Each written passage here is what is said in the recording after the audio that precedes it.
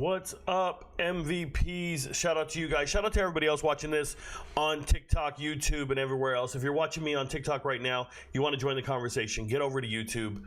You can jump in the chat and do what you do. Good to see you guys. Hey, I know it's Sunday night, and some of you guys are watching NFL. I don't care. I've been working on transfer portal data all day, getting ready for the offseason, and trying to understand where these teams are positioning themselves and where they're going to be next year. That's really important to me. So want to talk to you guys. Today's episode is about the wide receiver transfer portal, or at least the decisions being made in the transfer portal for wide receivers. I'm actually getting some of my data set up in front of me right now because, like I've told you guys before, I know all the players, I know what I want to say, but sometimes you have to annotate certain notes and you have to talk about certain things, and then you want to make reference to it because it can be like a little nugget of knowledge that I want to share with you guys so we can look back on it and we can say I told you so. That's the biggest thing around here. If you guys look at the videos for this season, if you read in the details section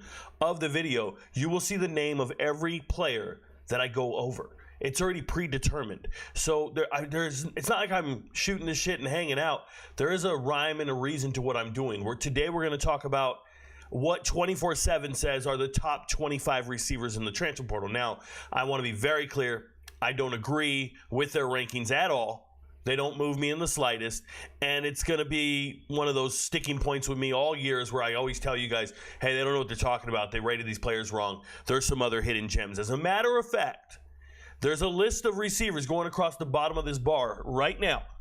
And they are receivers that I think are tremendous assets or additions to whatever team signs them. They are the best available wide receivers. And there's only a handful out there that I believe in. And what I need to tell you guys is there doesn't look to be a lot of production left in the transfer portal. Remember, I prefer production over potential.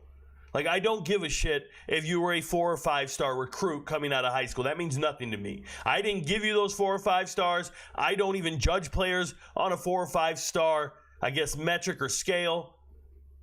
So I value production. If I saw you do it on a Saturday and you beat everybody, I believe in you. I'm going to give you an example. One of the names going across the bottom bar down here is True Edwards. And if you try to tell me there's a high school kid better than True Edwards, I'm going to call you a liar. I'm going to say you don't know what you're doing. If you try to tell me there's a high school kid better than Adrian Norton, you don't know what you're talking about. These are young men that took over college football games this year. They're still in the transfer portal. So they're better than whatever high school recruit you're banking on. Oh, Rico, but what about Jeremiah Smith? You got 1 or 2 examples of great players that will buck the trend, that will go out there and turn heads and look amazing. The rest of these guys need development. They're nothing special. They're Micah Hudson 2.0. And I'm telling you, there's better players in the transfer portal. And this is why some of the group of 5 teams and the FCS teams are ignoring high school recruits, because you can go and get somebody with production in the transfer portal. Now, at the wide receiver position, excuse me, I don't see a lot of wide receivers available that kind of wow me and get me excited. Now, obviously, when I do these episodes, I only talk about players that are enrolled and committed. Very distinct differences, okay? And I'm going to talk about that at length throughout the show. Enrolled versus committed. If you didn't know, transfer portal players are not tied down to the school that they verbally commit to. I'll say that again. Transfer portal players, if they go on Twitter and they say, I'm going here, that doesn't mean anything. It's just a verbal commitment. It's just you and your girl, right? Your girlfriend, she's like, yeah, I like you. I like you. Let's date. And if it don't work out, you can just break up and move on, bro. You don't got to go to court. There's no signed documentation. It was just a verbal agreement that we're going to be together. It's like some teenagers. There's no contracts. Deshaun Purdy just announced he's jumping back in the portal. He's probably going to Georgia, but he's jumping back in the portal because he found out he's not going to be the starter at Florida. At least that's what they put on Twitter. Somebody writes to me and says, Rico, how's that possible? Well, it's possible because he was still in the portal. He wasn't enrolled in classes at Florida. If you're not enrolled, you're not in. You're not tied down. You haven't gone through admissions. You probably didn't get your financial aid. You didn't do your FAFSA. Whatever it is you're doing, that's your business. However you're doing your preferred walk-on, your hookup, whatever it is, I don't care. You're not tied down. You can leave if you want. And that's why the college coaches are still reaching out to players who said they're committed to go somewhere. Unless you see they're enrolled, then they're locked in. And they're going to be there through the spring. There are some players in the transfer portal that will not enroll this winter semester. They'll stay at their old school and enroll there for the winter semester. Still saying they're in the transfer portal, but they'll take classes at their old school to graduate on time, to stay academically eligible, and then they'll transfer in the spring cycle, and sometimes over the summer, super late. They don't have to go there. Now, obviously, the intent is to transfer before the start of the winter semester so you can take part in spring football, because the prerequisite to take part in spring football is you got to play or you got to be in class January. Okay. And that's why everybody wants to move the cycles and all this stuff. What I'm trying to talk to you guys about is wide receivers. There's a ton of them out there. Literally a metric shit ton of wide receivers still available. Not a whole lot of proven guys. You better have a relationship with a current coaching staff or you're going to find yourself on the outside looking in. Big time. And you better be prepared. And that's why FCS schools, Division II schools, they're not offering high school kids right now. Because they see all those players in the portal and they're like, man, they got to be better than the high school kids. They got to be. It's just a mind. They got to be. They were recruited by a Power 4 school or a Group of 5 school. They got to be. I don't know. Not always. Some of these dudes suck. Just keeping it real. All right. But we'll talk about who did sign and what they look like. We're going to do some window shopping real quick and show you guys what's up. So if you want to follow the channel, I get asked all the time, hey, Rico, what do you think about this transfer? What do you think about this transfer? If you go to Twitter and you follow the page, RicoKnows TikTok, all one word, you go to the Twitter. We only have 5,700 followers over there. You'll see what I think about every single transfer. Anything that happens, I do a reaction. Anything that happens, I do a reaction. All the time. Even today, I even broke down today. Oh, you'll know when the podcasts are being posted. You should be on YouTube right now with the bell marked and all that other stuff. But yeah, I even went in here and talked about, and look at this. I talked about 5 freshman wide receivers, and I left off their best wide receiver, Murph, the reclassification kid, just to drive engagements. And you know how upset people are that I didn't talk about the guy? Look at all the comments. Their best receiver is a kid named Murph. You skipped their best one. These dudes are mad, bro. Is a blur a good thing? I was waiting for you to talk about him. Dudes are letting me know. What about Donaven Murph? Yeah. I have a strategy, bro. Either make an intentional error or do something. Hey, if you guys ever want to know the answer to a question, just go on the internet and write the wrong answer. Everybody will reply back with the right answer. That's what they do. If you ever want to know the answer to anything, just put it in just go on the internet and just write like, yo, I think, helium's heavier than hydrogen. And some Poindexter will push up on his fucking bifocals and he'll be like, excuse me, well, the derivative of this operating system, and just shut up, bro. Chokehold. But that's how you get down with it. Anyways, follow the Twitter. You'll learn everything you ever wanted to know about me, what I think about these players, what I think about certain moves. Oh, you'll see all my high school film reviews. You see everything. It's on point. Then there's a link there to get to the Patreon. Some of you guys always ask about the Patreon. There's a link there for the YouTube and the TikTok. Right? YouTube, about 20,000 followers, subscribers, whatever it is. TikTok, about 170,000. And then we got Patreon, about 5,000 or 6,000 members. And remember, Patreon is where we give out all the gambling advice. Yes, you can also get the link to the podcast. You can get the link to everything we're doing over here. But we also have all the gambling picks. UFC, we went really red yesterday. It happens. Unfortunately, we missed 3 locks for the first time in 42 fight cards. First time ever. Okay? So that's a shame. Usually, we're pretty damn green. It is what it is. Nonetheless, feeling pretty good. By the way, I did pick Ohio State to beat Texas. Get at me. I did pick it. And I even said take Texas plus 14.5 to parlay it. Take Ohio State money line, parlay it with Texas plus 14.5. That payout was plus 143. I love you. Y'all don't know what I'm talking about. Well, you probably didn't have a pager. Anyways, we're going to talk about the transfer portal, and we're going to get on it. Now, chat is here. You guys are here in the chat right now, MVPs. I can see. Let me double check here. Shout out to you guys watching the show right now. We do have people watching the show over here. If you're asking me questions about quarterbacks, if you're even asking me questions on TikTok, first and foremost, if you're writing a comment down there, I see you. You wrote a comment. I don't read the chat on TikTok. That doesn't get me paid. That doesn't do anything for me. You got to come to YouTube and put it on.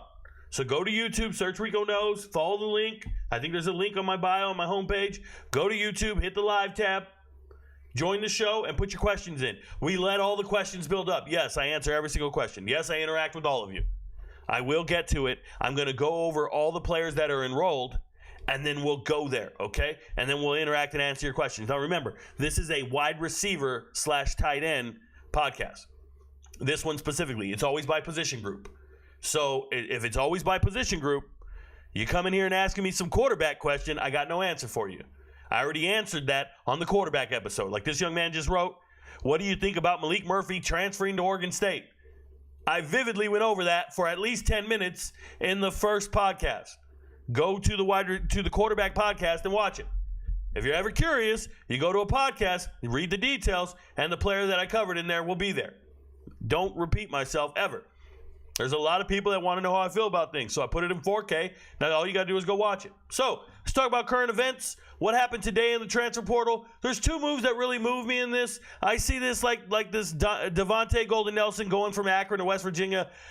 You know, I want to talk to the West Virginia fans for a second, and it's no shade at them. I'm actually going to take the Twitter off the page. I'm going to pull something up off screen, and I'm going to show you guys something. There are fan pages to West Virginia. I don't know how popular they are or who the individuals are behind them, but there's a guy named Mountaineer Paul, and apparently he's got a couple thousand followers. Here's a guy, his name is Mountaineer Paul, okay?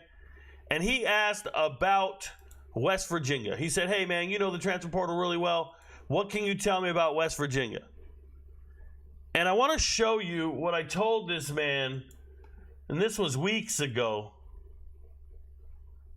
And he got upset. I don't know if he got upset, but was it this guy? Yeah. So he asked me, he said, it's all off the record.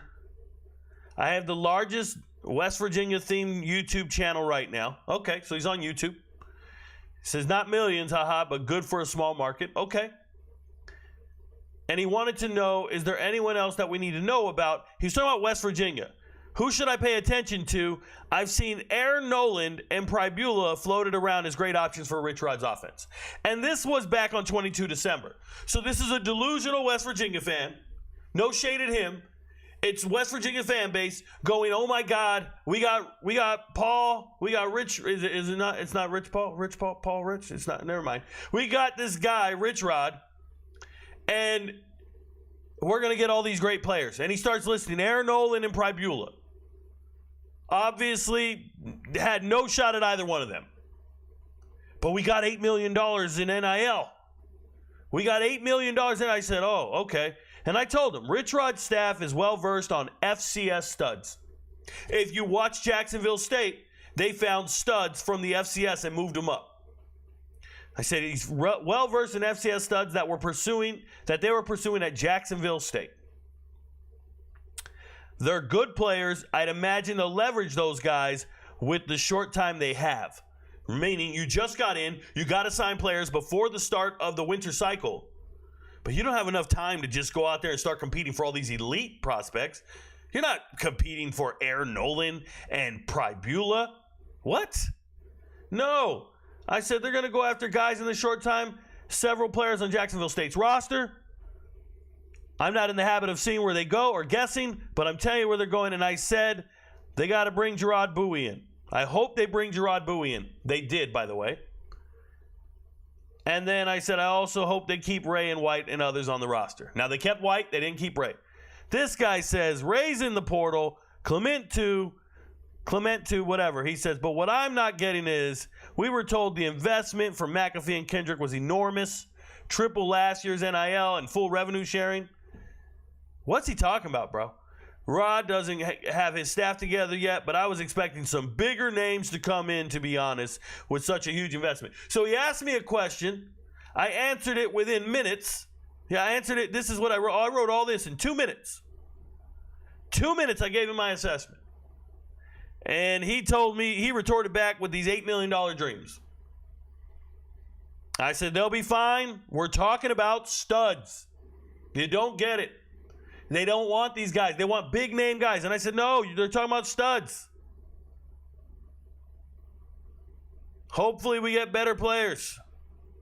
He's talking about other dudes go from Oklahoma and all this shit.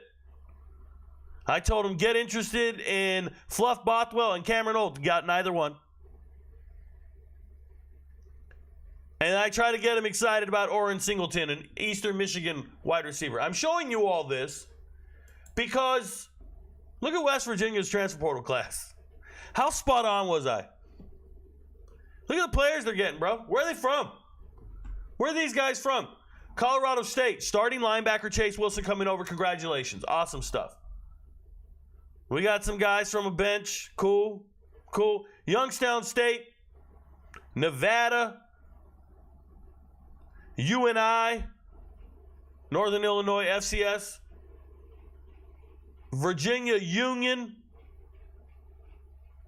Jacksonville State, couple times. Youngstown State got a local kid coming back. He's from West Virginia. Akron, more Jacksonville States, EMU, Chattanooga, some backups from Power 4 schools, Tulsa, South Alabama, and a school I'd never heard of called Catawba. Pronounce it correctly, I don't know. I said, what the hell logo is this, bro? If I haven't heard of you, we got a problem. If I haven't heard of you, we got a problem. And I had to go watch tape on this shit. I just wanted to show you how right I was that West Virginia was going to leverage small schools. All the points of contact they had when they took over the class. They got 24 guys. They got 24 bodies. And they ain't the bodies you want. And West Virginia fans are sitting here talking about $1 million quarterbacks and a pipe dream, bro. Stop it. Now, that being said, this Mike Grace kid right here, I think I wrote about him as soon as he entered the portal. As soon as he entered the portal, I went and watched film on him, and I came back and said, yo, that's a player. And I think I talked about it and wrote it on Twitter immediately. And there he is. He's going to the SEC, Kentucky. So leaving South Dakota, not South Dakota State, not the Jackrabbits, South Dakota, and he's headed to Kentucky. Incredible stuff. Congratulations to him. That's a big move right there. It's a big body. Good kid.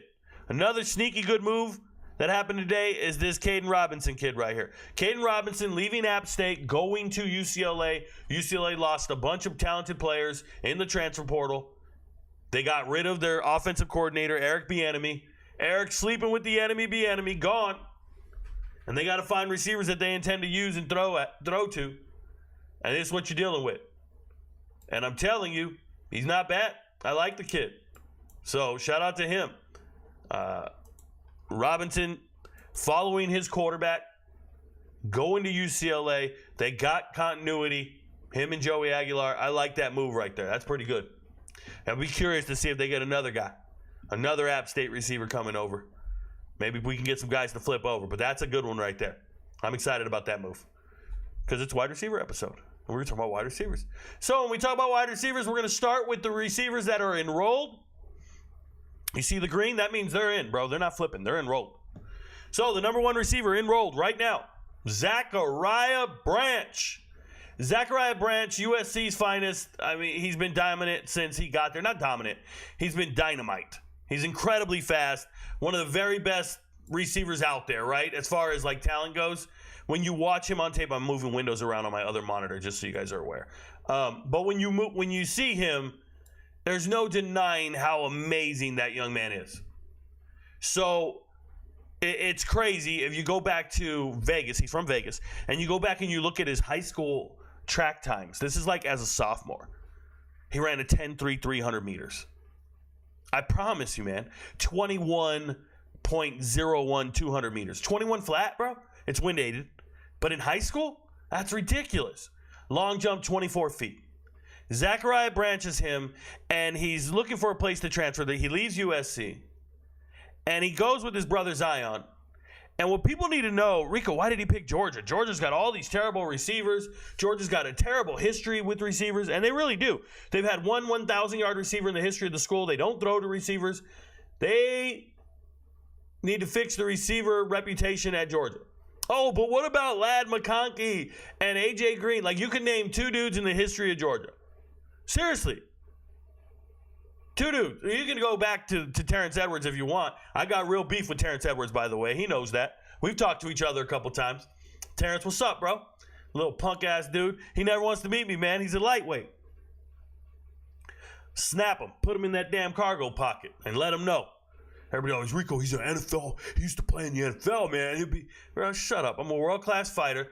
I'm bigger, stronger, faster than you, bro. Seriously. You be out there just twitching. Anyways, not going to mention that dude. Shout out to Robert and his knee. Anyway, Zachariah Branch is going to change that whole perception of wide receivers at Georgia. I think Zachariah Branch is nice. I also think that Georgia, to no fault of their own, right? The staff's changed over the years. They are doing the best that they can. James Cooley was brought in. He's a wide receivers coach formerly at Texas A&M.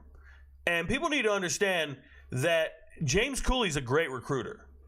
And when he was at A&M, he was recruiting Zachariah Branch. As a matter of fact, Zachariah Branch, his final two schools coming out of high school was A&M and USC. So this is a relationship-driven transfer. This is a relationship thing.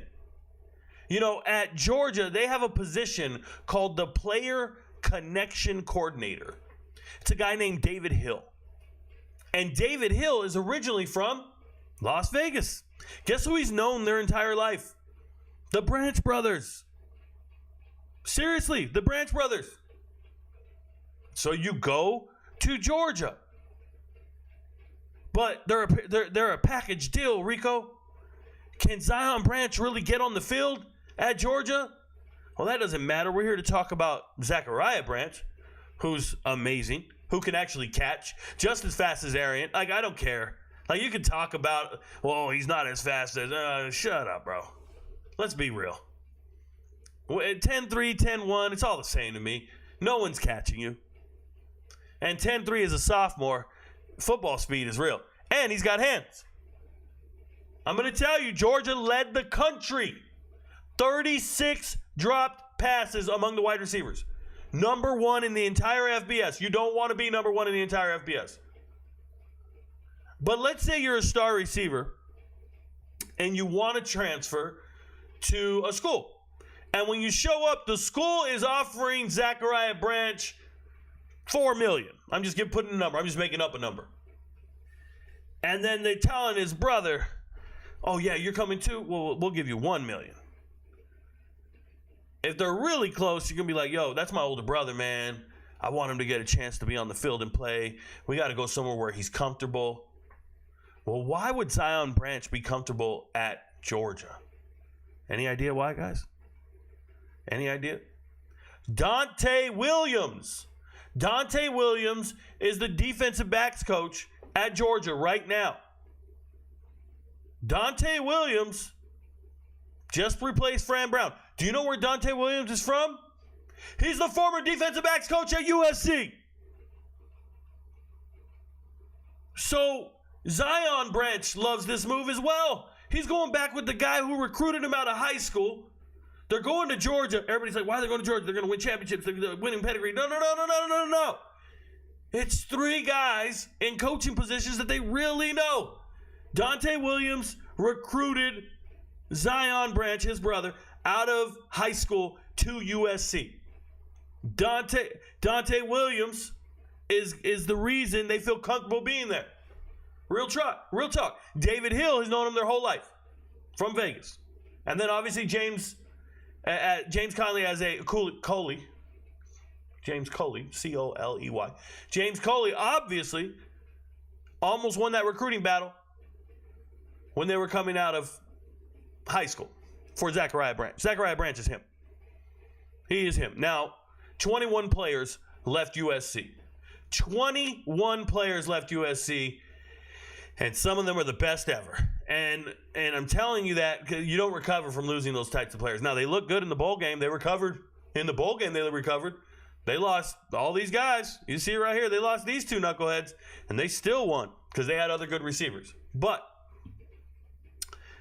21 players left, and Zachariah Branch is probably the best one out of all of them. And Duce Robinson is up there as well. Duce Robinson is up there as well. Another young man who left USC. Now, I'm going to tell you guys I'm surprised by this transfer, and it's no shade at anybody. I'm going to take you guys back to 2001, maybe the year 2000. So I graduated from high school in the year 2000 in Southern California, Southern Section. I played in the CIF of Southern Section, the number one place to play high school football in the entire country, right? It's the greatest level of football in America. And it's been that way for, when I was there, it was Long Beach Poly and Modern Day and Santa Monica and Tustin because of, certain people like Deshaun Foster and shit and Carson Palmer. But there was so many great players back then, and it was all in the Southern Section. And in my team alone, we had like 13 Division I guys. I think we had 4 NFL guys. And I remember I was a starting free safety on my team, and I thought I was one of the best defensive backs out there. That's the way, it's the mindset you have. You play in the best division in the world, and you're a starter, and you say, yo, I'm the guy. And I remember I went to a website called Cal High Sports, and they had this defensive back ranked ahead of everybody. They had a guy ranked, 4 or 5 stars. I don't even know if it was stars back then. They just said he was the number one player in the country. And his name was Dominic Robinson. Dominic Robinson from Diamond Bar was the bee's knees. And he was going to go to Florida State and play for Bobby Bowden. And he was going to play both ways. And back then, it was like he was replacing Peter Warrick, and he was going to be the greatest thing you've ever seen, this guy, Dominic Robinson. I had no idea that's Duce's father. That's wild to me. Dominic Robinson is special. I thought so highly of him. I think back then, I would make custom players on NCAA, and I would make Dominic Robinson. I would. His father. And he played, and he did well. But I thought he could have been even better. I thought he was a bust. Like, not a bust. I just thought, man, he deserves more. And I can remember Lorenzo Booker leaving St. Bonaventure and doing the same thing. This is a 4,000-yard rusher in high school in one season. Maybe 3,000. 3,900 or something. It was him and Tyler Ebel out of Ventura. But these two running backs were rushing for 4,000 yards in one season. And in the same city, St. Bonaventure, Ventura. Okay, so this guy, Lorenzo Booker, ends up going to Florida State as well. Right after Dominic Robinson. And Florida State's ruining all the best players from Southern California. I'm getting mad. I'm getting fed up. So now we have Duce Robinson leaving California, headed to his dad's alma mater, and congratulations. He's going to a depleted team, I guess, if you will, but what's more telling to me, and you're going to hear me say this a lot tonight, is this guy went on a visit to Arizona State. And Arizona State's been losing out on everybody. They've had so many players show up, elite players show up, and they're not winning them over. And it's got to be they don't have a guaranteed spot. They probably didn't have their quarterback locked in and they weren't sure. Or it could be financial. But Duce Robinson is a great player. He's elite. Remember, there are 3 elite receivers at USC this year, and they all departed. You have Zachariah Branch, Duce Robinson, and Kyron Hudson, who went to Penn State. All 3 are NFL guys to me. All 3 are NFL guys. And some of their backups are pretty good. But USC losing both of those guys and also losing Kyle Ford, he's out of eligibility. It's like they have their work cut out. But Florida State, moving Duce Robinson, remember this was one of the top-rated tight ends coming out of high school. They've obviously moved him to wide receiver because he's a very fluid athlete. But this is a tight end, 6'6", 220. I see him lining up at receiver. I get it. he's doing the Randy Moss thing, but he's a tight end. He just doesn't block. He's a problem if he lines up on a linebacker. You try to put a safety on him, he's going to beat him. It's just he's really hard to he's hard to deal with. You got to zone him. Seriously, it's hard to deal with. It really is. Like Duce Robinson a lot. Shout out to his pops, man. He's a really good player. Yeah, one of those things. Noah Thomas, 6'6", 200 pounds. All right, 1 year of eligibility left. What do? Well, you go follow your wide receivers coach. Remember, coaching staff changed at A&M. His wide receivers coach is now the wide receivers coach in Georgia, like I just told you with Zachariah Branch. Right?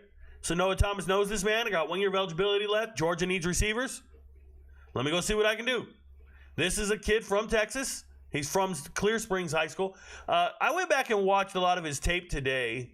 I just wanted to get a better feel because I don't want to sound negative. I think he's fine. I think Noah Thomas is good. He doesn't excite me nearly as much as Zachariah Branch, but he's good. He can make plays. As long as Gunnar Stockton can get him the ball, we got something going here. Now, I don't know if all these guys were signing up to go to Georgia because they thought they were going to be Carson Beck's targets. And Gunnar Stockton might not have the same passing acumen as Carson Beck. Remember, Carson Beck led the entire country in passing in 2023. People will tell you he sucks, he stinks, all this stuff. No, Carson Beck led the whole country in passing. Just like Kyle McCord led this year. You won't let anybody tell you Kyle McCord sucks. He just led the whole country in passing. There's no way he sucks. He's the most productive quarterback in America. Well, that was Carson Beck. Now, he did have an NFL tight end, a unicorn, if you will, in Brock Bowers, an NFL wide receiver, and Ladd, and they got a ton of yak for him. But he's still a very good quarterback. Noah Thomas doesn't have that. They got Gunnar Stockton instead, and I like Gunnar. I'm a Gunnar guy. Noah Thomas is a former track star. He used to run 48 seconds in the 400 meters, which is really good in high school, by the way, at 6'6". He's a fluid athlete. He's very good. I want to tell you guys he's very similar to Isaiah Horton, 2 spots below.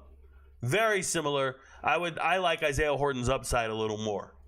But you're down for your final year. Go do your thing. You're with the coach you trust and love. Congratulations to Georgia for kind of addressing the wide receiver room that's losing a ton of pieces. Now, Dylan Bell just said he's coming back. So that really helps as well. Dylan Bell, Noah Thomas. I don't know how anybody else is going to get any catches because they don't throw the receivers a whole lot. Who else is going to get catches in that room? Dylan Bell said I'm coming back. But Dominic, what was his name? The Missouri kid? Dominic Lovett, all out of eligibility. Aaron Smith, foregoing his final year and going to the NFL draft. Yeah, NFL coach is going to love him. He's the fastest player out there. Aaron Smith, he sucks, man. He can't catch a cold. He can't catch chlamydia, bro. I don't know what his deal is. Next receiver is Eric Rivers. Yes, by the way, be patient. I'm going to get to the chat. I promise. I'm going to go through all these enrolled guys. Then we're going to go to the chat, get your questions in, comments in. I got you. TikTok, if you're watching, move over to YouTube. Drop it in the comments on YouTube, and I will answer your questions. Okay? Make sure they're wide receiver-oriented questions. Eric Rivers, if you're an MVP, if you're a member of the Patreon, like I showed you earlier, if you go to Patreon, become a member, RicoKnows, and you take my gambling picks and things like this, we do Conference USA games on weekday games because we pick every single game. You go to Conference USA games during the week, and if you watched FIU football, there were 2 receivers you can really believe in. One was Eric Rivers, and the other was Dean Patterson. They're both going to be on this list, and they're both going to Georgia Tech. Eric Rivers is him. This is a Chattanooga kid, so this is being closer to home. And he's got to be super excited about this move. He's a stud. It's his final year of eligibility. Yes, he's small. 5'11", 175. It doesn't matter, bro. Speed kills. Homie's fast. Always open. And this is a man taking the place of Singleton, right? Eric Singleton departs. He's going to Auburn. Listen to me, and I'm going to be very clear on this. There's a wide receiver who just flipped from Louisville to Georgia Tech. His name is Jordan Allen. He's been playing at Buford for the last 3 years. He's been starting at Buford since he was a freshman. Jordan Allen is one of the fastest kids I've ever seen on tape. Jordan Allen's a friend of the channel, and he's amazing. And I'm telling you, Eric Rivers, Jordan Allen, these guys are going to take reps away from several guys still at the school that I like. Some of those Prince Avenue Christian kids, they're going to just be on the bench. If you don't know what that means, there's some smaller school guys that are there, and I like them a lot. Georgia Tech is not playing with you. Georgia Tech is getting in position to win the ACC. That's what they're doing. They have a great coach. Dane Key is building a dynasty here. And I shouldn't say dynasty. He's building a very competent contender. And they're doing it with, if you're winning battles in the offseason like this, you're going to win games. Seriously. Remember, Chase Lane, gone. Who's the other kid? Abdul-Jana, FCS transfer, gone. So, Chase Lane, transfer from Texas A&M. Abdul-Jana, like, these guys are not nearly as accomplished as Eric Rivers and Deepak, not nearly as good. They just aren't. These guys are, this is production versus potential, right? Production versus potential. So Eric Rivers, a great get for Georgia Tech, and I think Georgia Tech, with Aaron Philo at quarterback, has the real ability to throw all day long. And some of these receivers might be getting ready for that, especially Jordan Allen in the near future. They're probably 2 years away from being a real problem, if you ask me. The way they've been recruiting, developing, and retaining their talent. Georgia Tech, just hear me out. They look pretty good. Isaiah Horton leaving Miami, going to Alabama. Shout out to Isaiah Horton. This is a young man. He's huge. Hey, no diddy. He's 6'4", 205. He was slated to be the top receiver at Miami. They just had all these departures. They just had all these guys leave for graduation. Now, this is a Murfreesboro kid. He's from Tennessee, played at Oakland High School, an all-time great high school team. I think they went undefeated, back-to-back state champs, something like that. I remember looking up all their film and everything, and they had a loaded team. And Isaiah Horton was one of those guys. But, you know, he went on a trip to A&M, and then he comes over here and he goes to Alabama. And the real reason he left Miami was because the quarterback position at Miami had not been ironed out yet. They still only had Emory Williams, and the receivers are getting nervous. Isaiah Horton's thinking about, I want to go get paid. I want to go to the right team and find a receiver. And now you go to Alabama, and you got some receivers at Alabama.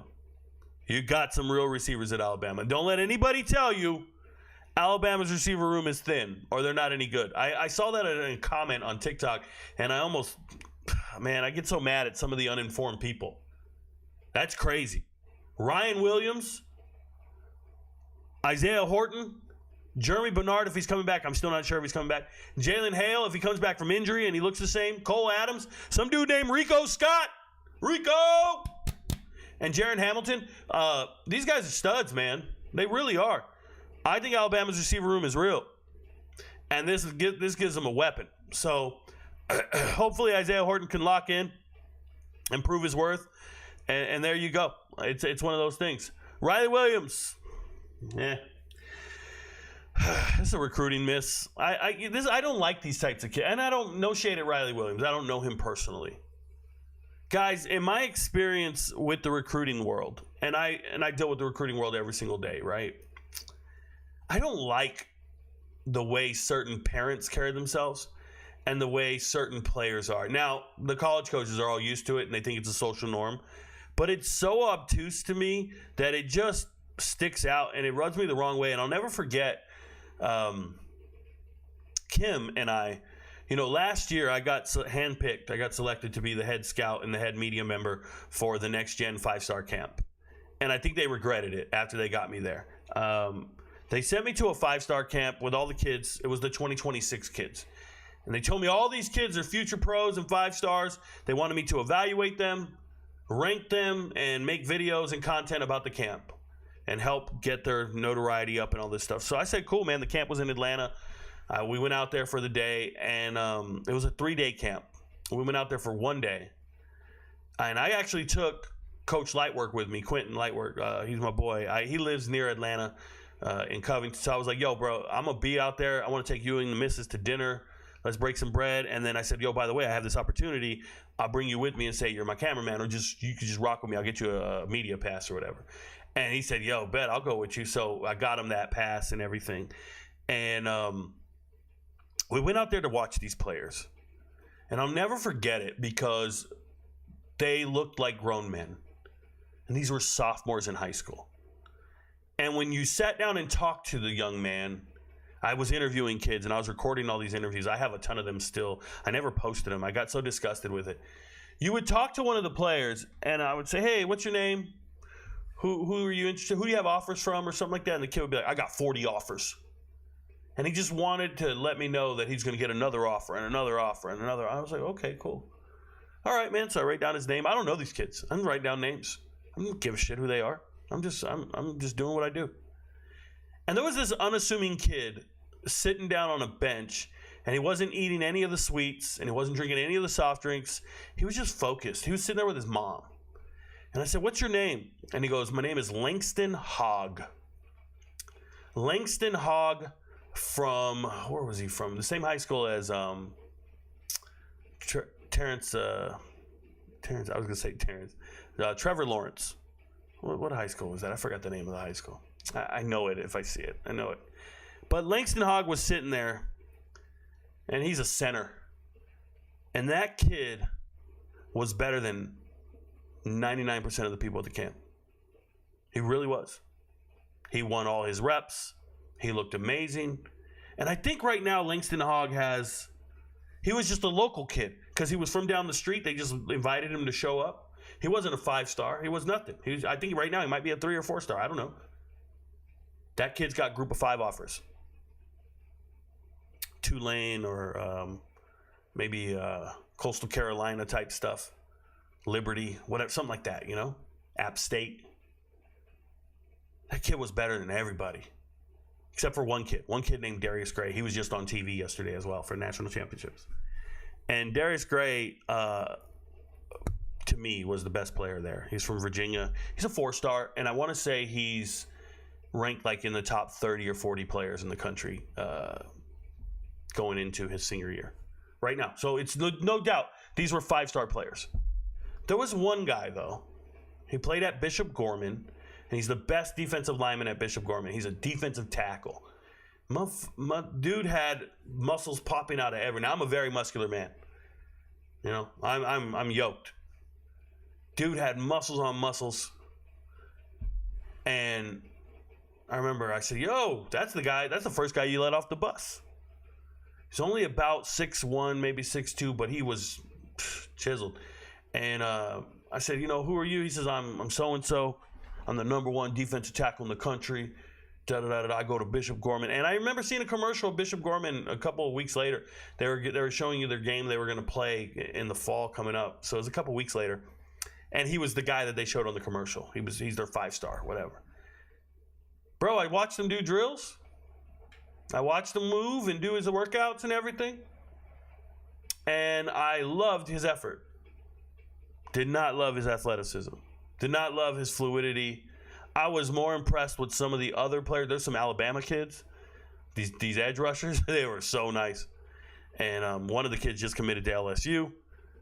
Another kid, he plays at, I think he plays at Oxford in Alabama. And these guys were just so great. So at the end of the camp, they had us all vote. We all had to vote for like who did the best, who's the MVP of the camp, who's the most, MVP for running backs, quarterbacks, wide receivers, linemen, da-da-da-da. So you put in your votes or whatever. But Kim and I had to leave because it was going to get pretty late, and I wanted to get home for my dog, for Ash. So we just said, we're going to hit the road. I had a 3-hour drive home, and I already had used the hotel the night before. So I just said, we're going to get out of here. You guys go ahead and vote. I'm going to make my content, and we'll be good. So we get to the car, and Kim and we're just talking about the players, and Kim will give me a name, and I'll tell her what I thought of the player, and then she's like, oh, I thought the same thing. So when we got to that one 5-star kid, Kim said, what'd you think of him? And I said, I really like obviously he looks the part, and I get it, man. He looks like he's the biggest, strongest kid at the camp, and so they're going to give him 5 stars, and they're all going to say he's the #1 player, but what I saw in between the whistles, I don't see a 5-star player. I think he's like a 3-star. I think he tries his best. He's giving his max effort, but there's just a limit. He got a very high floor, a low ceiling. Like, there's just a limit to how good he is. So she agreed. She said, oh, yeah, I think that he just tries really hard, and you got to applaud his effort, but he's not as good as those other kids. And I remember I came home and I made a video, and I don't know if the video's still up. I posted it. And my video, I immediately started getting comments from like an account I've never seen in my life. And he was like, "You don't know what you're talking about." And the dude just started ripping into my credibility and who I am, and I don't know what I'm saying, and I'm unprofessional and all this stuff. And I was just like, "You don't like my shit, bro. Stop watching my videos." And it was that young man's father. And he eventually got his kid to turn on me. The kid was very respectful, very well-spoken young man. And the kid wrote me and said, "Thank you for your assessment on me. Thank you for the tips and the help and all this stuff." Because I was helping the kids out, coaching them through the drills and helping them while I was there. And he said, "Thank you so much, Mr. Rico, da-da-da-da." And 2 hours later, kid had me blocked on every platform because I said he was the third best player at the camp. You heard me right. I said he was the third best player at the camp. Between 3 and 8 is what I said. Apparently that's terrible. Among 100 five-star kids, you're between 3 and 8. And I was vilified. And the parents were upset and everybody was mad. And I've run into this before. You know, a player, he went to IMG. He should have all this praise. And I'm going through this long story to tell you guys, Riley Williams is just flat out not good. Like, I don't know what happened here. So Riley Williams, he's a great athlete, I'm sure. He's 6'6", 240. He played his high school ball in Portland. And then his final year, his senior year, he transfers to IMG. And he plays ball at IMG, and all of a sudden he's a Miami recruit. All of a sudden he's committed to Miami. And he had other offers. Ohio State, Alabama, Oregon.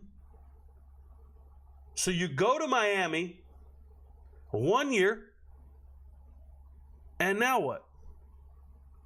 Now you hit the transfer portal, and you magically have no more offers. Now Alabama doesn't want you. Now Ohio State doesn't want you. Now Oregon doesn't want you. Why? You're a recruiting miss.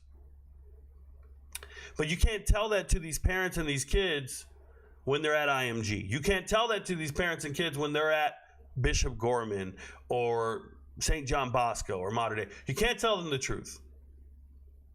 I had a man write me and tell me his son isn't good enough, or, you know, I don't know what we're going to do. Texas doesn't want him anymore. And I'm like, yeah, Texas probably doesn't want him. He doesn't look like that guy. Yeah, we're thinking about going to a smaller school. I was like, okay. So, North Texas? He's like, no, we were probably leaning towards TCU or Stanford. I'm like, bro, your son can't play at fucking Texas. He can't play at TCU or Stanford. What are you talking about? They're just so delusional. And here we have Riley Williams, got a reality check, and now he's headed back home. Oregon State. Damn near a group of 5 school. I don't know what we're going to get out of him. I didn't see anything that made me go like, wow. Nothing. Sorry for the long-winded story. Donaven McCulley. We're going to go to the chat here after these 4. Donaven McCulley leaving Indiana, going to Michigan. Love him, bro. Love him a lot. I was really surprised to see Donaven McCulley get no play this year. Obviously, new coaching staff came in, brought in their own guys, but there's no way a guy who's 6'5", 200 pounds, you know, he was Big Ten honorable mention in 2023, excuse me.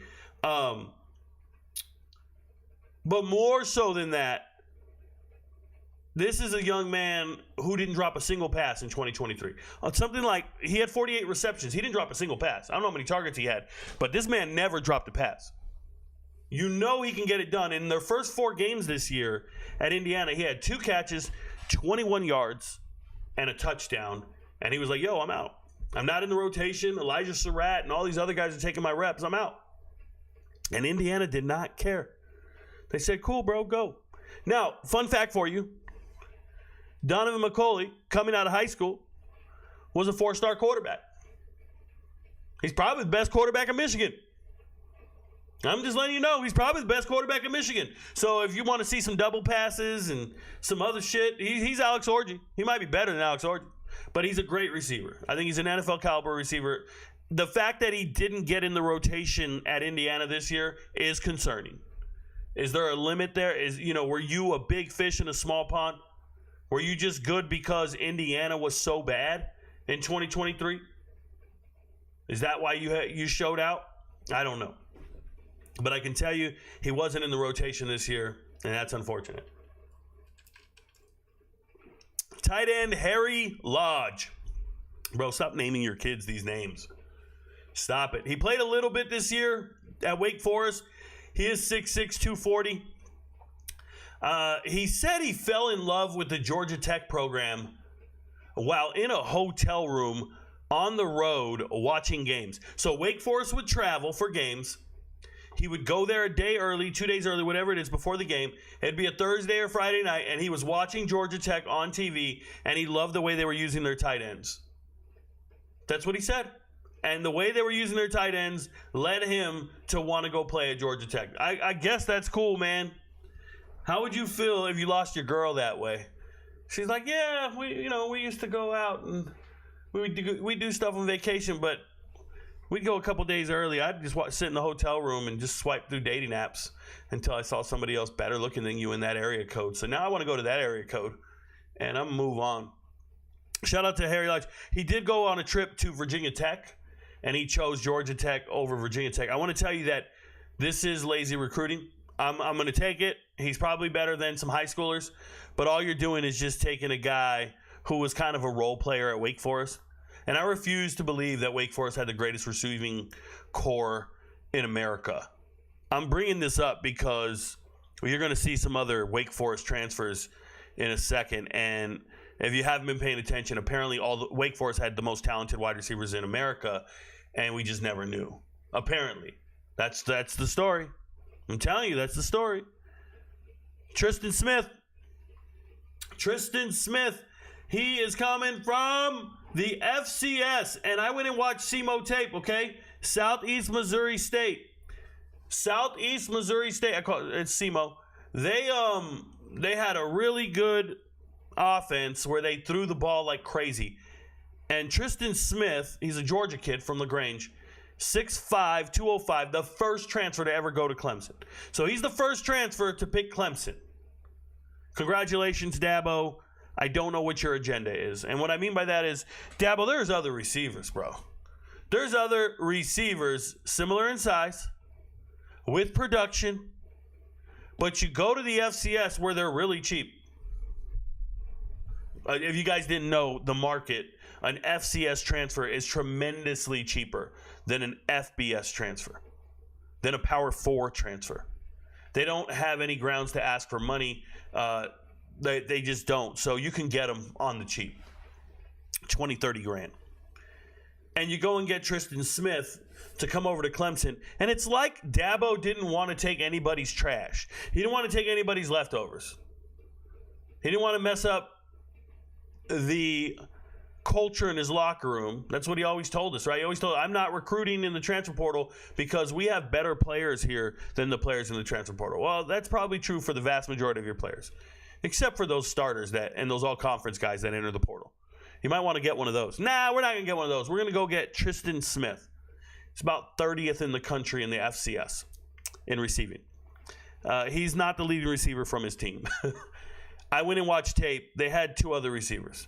Now, they're smaller in size, but they had two other receivers on tape that popped for me when I was watching SEMO. I apologize. I wrote their names down. Some guy named Cam Pedro. Is it Cam Pedro? And Dorian Anderson definitely was more productive. But if we're just talking about a raw skill set here, how good is Tristan Smith? I don't think he's that great. I didn't see anything too advanced for me. I just saw a big kid who makes plays, made catches. I saw some body catches, kind of just wild. Not a ton of yak for me. Didn't impress me. Now, I'll say this. If you're going to the FCS to get receivers, the best receiver I've seen in the FCS is Bryce Lance. Right? Bryce Lance, the North Dakota State kid, Trey Lance's brother, just dominated, did his thing. Like dominated in the national title game and the whole playoffs, really. That's who I thought they would go get, somebody like that. Instead, they went and get Tristan Smith, and it's like they're trying to prove they're the smartest staff in the room because we went and found a hidden gem nobody else was looking at. Okay, well, I hope it works out for you. I don't see much impact there. They do have amazing receivers at Clemson. Just so we're clear, they do have good receivers. Clemson has good receivers. That Wesco kid is something else, and there's a bunch of guys. And then we have the last one before I go to the chat, Riley Nowakowski, a tight end coming over from Wisconsin, going to Indiana. Indiana doing it again, just grabbing random dudes. And this is crazy because Indiana doesn't recruit power forward transfers for the most part. They really don't. They've been getting gems out of the group of 5. And here they're getting one. But there's a tie here to the staff. Like, they know Riley. The offensive line coach for Wisconsin is now the offensive line coach at Indiana. So he probably worked, I think his name, I forgot his name. Damn it. I forgot his name. But he probably worked with Riley when he was at Wisconsin. Bob Bastet. So Bob is probably familiar with this young man. He's more of an H-back. He's like a do-it-all everything. He's like a Swiss Army knife when it comes to tight ends. You know those guys.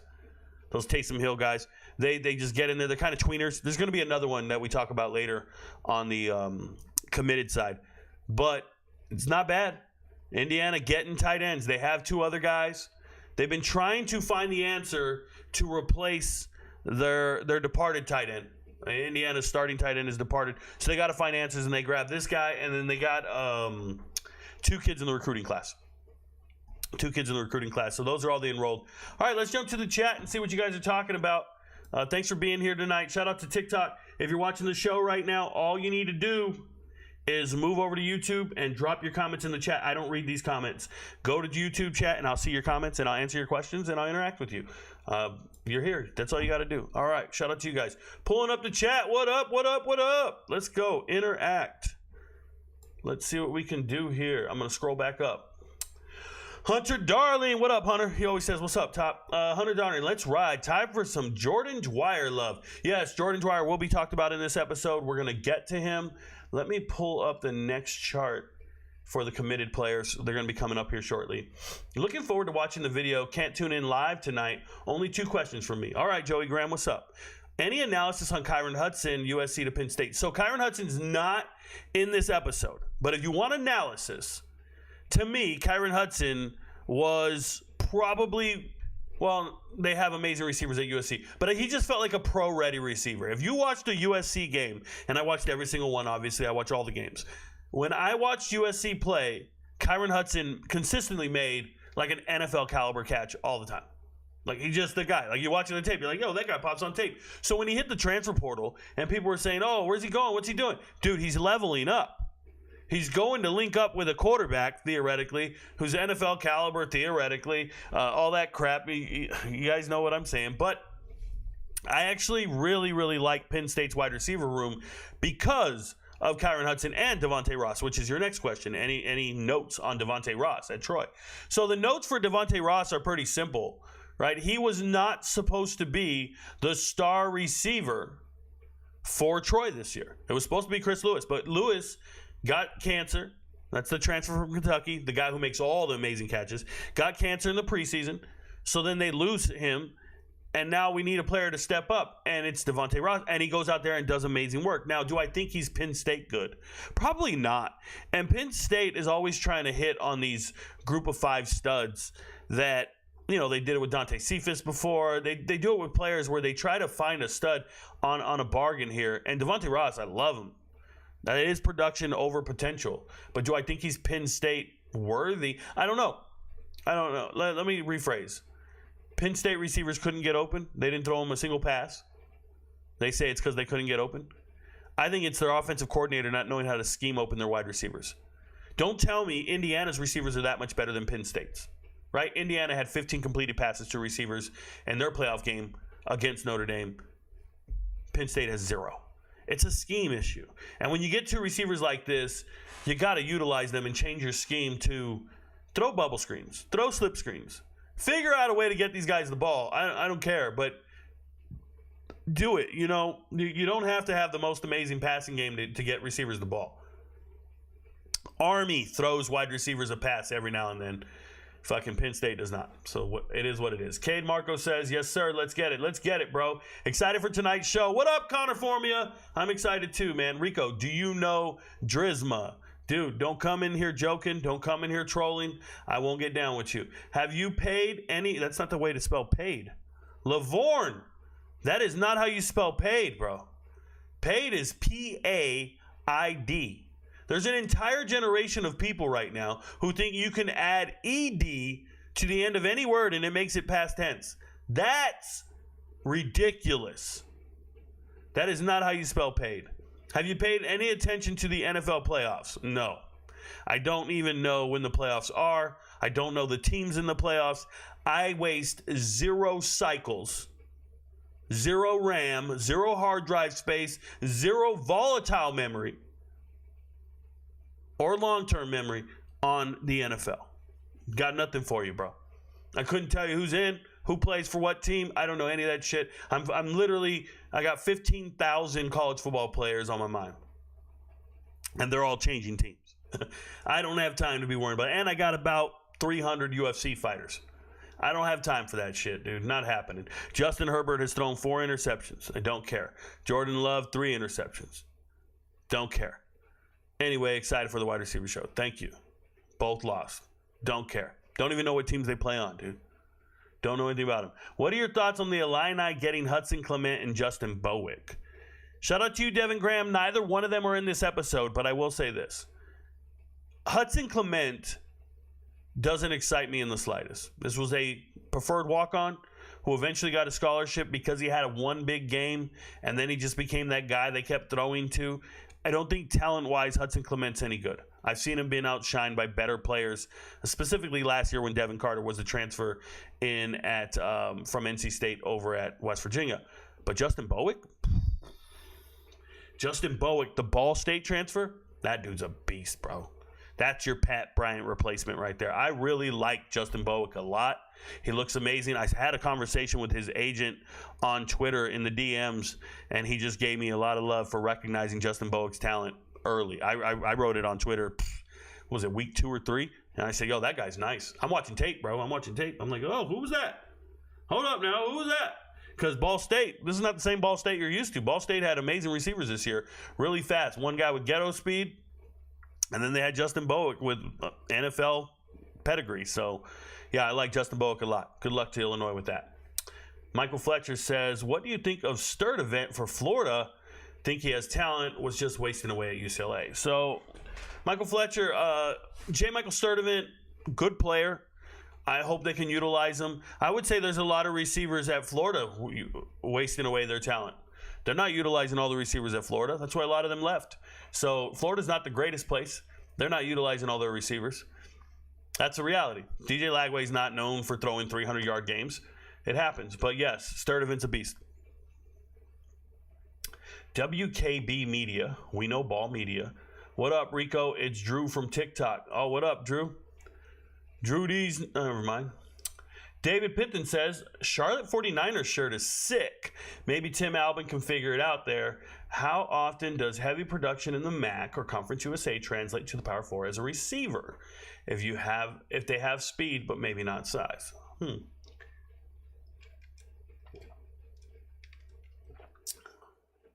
So I don't know what sample size we're using.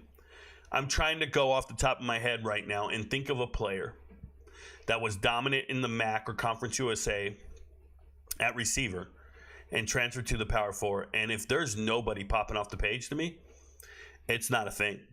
Not that I can think of right now. I can't think of anybody. I can remember when all the Kent State wide receivers transferred and none of them panned out. That was 2 years ago. One went to North Carolina. One went to Penn State. One went to West Virginia. Nothing panned out there. I can't think of anybody else. Nope. Oh, by the way, this shirt, bought it on clearance from Walmart when the power went out with the hurricane. So I drove out to Charlotte to find a hotel. Nearest hotel I found, I had to buy some clothes to get clean clothes. I bought this shirt and a hoodie, matching Charlotte 49er hoodie. They were on clearance. What are your thoughts on Jacob DeJesus and Dazin James? So I don't think too much of Dazin James. I just don't. But Jacob DeJesus, not a bad player, man. We've bet on him many times. Seeing him go to Cal, do his thing. So Sammy Falk, he is a good player. He's just needs a better quarterback that'll throw him the ball. He didn't have one this year that would throw him the ball. They would scheme him the ball. Most of his catches that you see are not really catches. They were just handoffs given to him, like forward handoffs or something like that. So it is what it is. Another wide receiver transferring to Florida State to run routes empty-handed. Probably Kairos. Probably. Thomas Castellanos probably can't get them the ball. What about Kevin Coleman? He's coming up in the episode. I will be talking about him. Outside of Jeremiah Smith, who's OSU's next great? I don't know. I don't know what you're saying. I don't know. Like, I got nothing for you, Matthew Westfall. I don't know. Who are they going to throw it to? I can name receivers all day. They're not. If they don't throw it to them, nothing happens. Right? Thoughts on Daniel Jackson and what do you think his draft value is? Easton, I have not looked at any draft value or done any draft value evaluations. Daniel Jackson looked like a decent receiver, but I don't know. He doesn't. I don't know where he ranks. I haven't seen all the receivers that have declared, but he wouldn't be in my top. He wouldn't be in my top 20. Not a thing. Neziah Hunter, he's not on this episode, I don't think. Good player. Good player. Maybe he is. Let me double check. Let me see. Hunter is not on this episode because we stop at Jordan Dwyer tonight. So, nope, not here. Hunter is not here. Now, he's a good player. Don't get me wrong. I think he's one of the better talented players in the portal. And that's, like I said, if you guys were here at the beginning of the show, I talked to you about receivers that are in the portal, available still. Not a lot of production in there. Just a bunch of dudes who are saying, Coach should have put me in, man. You know, whatever. But what do you think about Isaiah Santenga, the leading receiver from Arkansas? I don't think he's very good.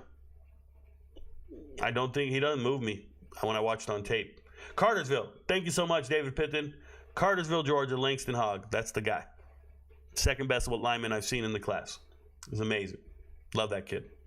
What up, Rico? What up, Jake? Always excited to learn from you. Thank you so much, Jake. Thank you. What about Dane Key? Coming up, Fire. I'm going to talk about him once I go to the other slide and we talk about players that are committed. I will be talking about Dane Key. You just said he's a 3-star talent. How was he the third best player at the camp? With his 2 fucking hands, dude. What don't you understand? I'm telling you, I met 100 players, and I didn't care what their stars were. I evaluated them from the effort and ability they showed me. That's it. And that kid was better than everybody there. But most people. There was a couple other guys that were really good. I couldn't. What do you mean? How was he better? That's how he was better. I watched him, and he was better. 5-stars walking around. You just start anointing 5-stars like they're good, Michael Flex. That drives me crazy. What the fuck you talking about? You got 5 stars from a dude who works at a magazine. You got 5 stars from a dude who works at a website. That's what it means to be a 5-star player. A dude at a website said you are a 5-star player. Guy just like me. Puts his pants on one leg at a time, just like me. You just give him more credibility because he works at some website. That's it. That's it. Thoughts on new Fresno State transfers? Ent seems to be cooking. Yeah, so they just got E.J. Warner the other day. They got their quarterback they need. E.J. Warner's a beast. I hope he starts for them. Other than that, skill players-wise, been dominating. I like everything they're doing. So shout out to them. Yeah, I'm pretty cool with it. Jack says, what do you think about Michigan State's wide receiver pickups? They need them bad. Yeah, they're fine. They're getting them. They're not in today's episode, but they're not bad. I don't know if they're great. They don't feel great to me, but until Aiden Child stops throwing to the other team, it really doesn't matter, right? So don't think the receivers were bad at Michigan State. Aiden Childs is throwing to the other team. Thoughts on Malachi Fields to Notre Dame? Elite. Malachi Fields, he's not in this episode, but he's elite. I love that kid. I think he's great. You watch film, he just takes over. Does his damn thing. I know you're probably not getting to Kyron Hudson, but he's the type of receiver that Allar would be able to throw to. Bro, I can't read none of your comments. We know ball. But I understand what you're trying to say. It's crazy. It's crazy how communication's going, y'all. Let me explain something to you guys. I thought about this just now. I just had an epiphany right now. You never heard this anywhere. humans, civilization. The oldest, I guess, monuments that we have found typically have hieroglyphics on them. Hieroglyphics. Bunch of symbols, pictures, and they depict something in language. And they depict a story. So all these pictures and all this shit. Emojis, if you will. And then over the course of the last 5,000 years, we have learned how to write, and the written language has come out. And it even got so fancy, we got to like calligraphy, where the shit was super cursive and everything. We got super fancy with writing. And then it was too slow. It took too long. And now we type. And now that's too slow. It takes too long. And now you guys are using pictures and acronyms and abbreviations and emojis. And we're going back to fucking hieroglyphics to communicate. We're going from hieroglyphics to written language back to hieroglyphics. And by the time technology ruins us and wipes us all out and we got to repeat this whole thing, they're going to find just a bunch of fucking emojis. And they're going to be trying to figure out, what was that? That owl represented this. The tree and the owl and the moon, that represented this. And there's going to be a whole nother generation of people trying to figure out what the hell you guys are saying. That's how some of you guys write. That's what I feel like when I read some of your guys' writing, bro. WKB. We know ball. Yeah, I already talked about Kyron Hudson. Think he's a pro. Throw it to him. Thoughts on wide receivers Minnesota got in the portal? Studs. Good. Improvements. I like it. So far, so good. Do you believe UCF and Scott Frost this year? Seems like they're going all in. They're not going all in. What are you talking about? Seems like they're going all in. Where do you come up with this shit? Going all in. What does that even mean? Going all in.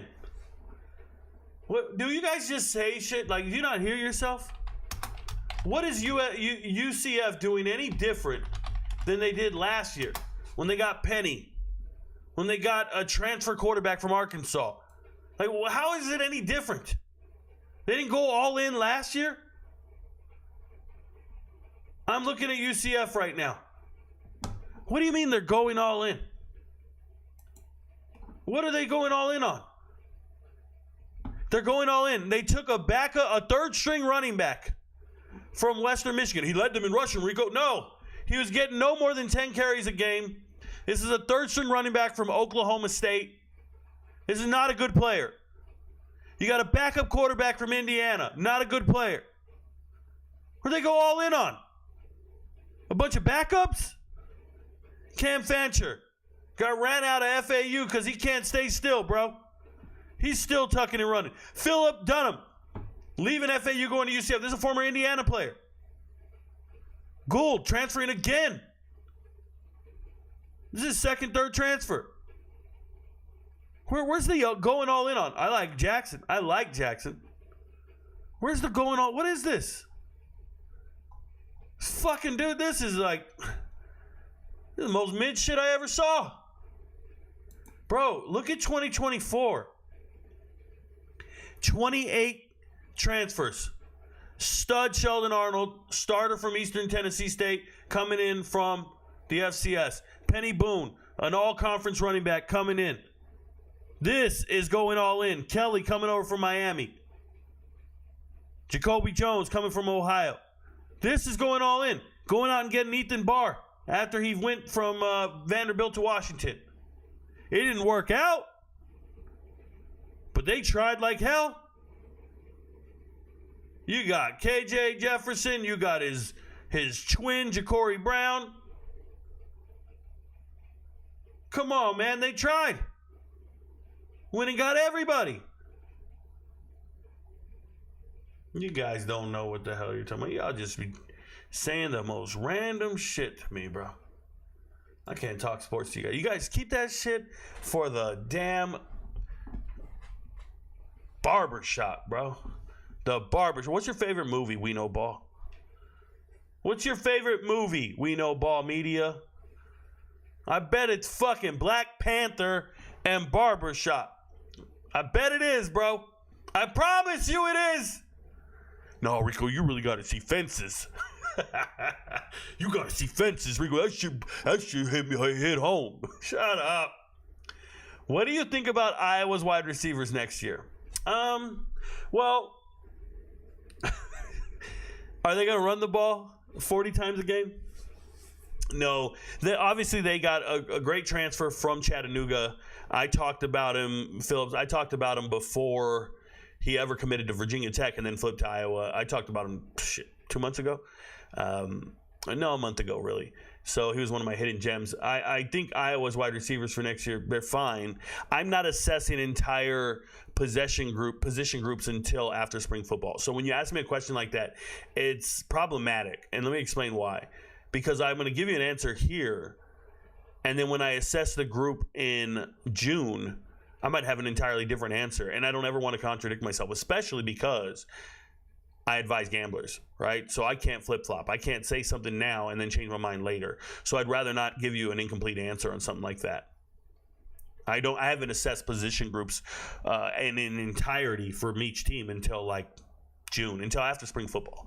So I won't get to them until June, realistically. Thank you for the question, though. West Virginia is finding bargain players so they can spend their money on coaches. Yeah, that's a fact. We already know that. The coaches they are bringing in are developers and evaluators. They clearly see something with the players they brought in. Daniel, we know, dude. We know, Daniel. First and foremost, you guys, don't ever take anything Daniel says as fact. Daniel is a West Virginia homer. He's trying to rationalize it in his brain and his mind, and that's okay. We already know what they're doing. Every coach you meet, I've never talked to a college coach that said, yo, Rico, I'm not a developer or an evaluator, bro. That's not what I do. There's not a coach out there. They all develop and evaluate to a certain extent. Don't you ever forget this. Player development is the most overrated trait for a coach. Player development is the most overrated trait for a coach. Anybody who tells you that particular coach develops players has no idea what they're talking about.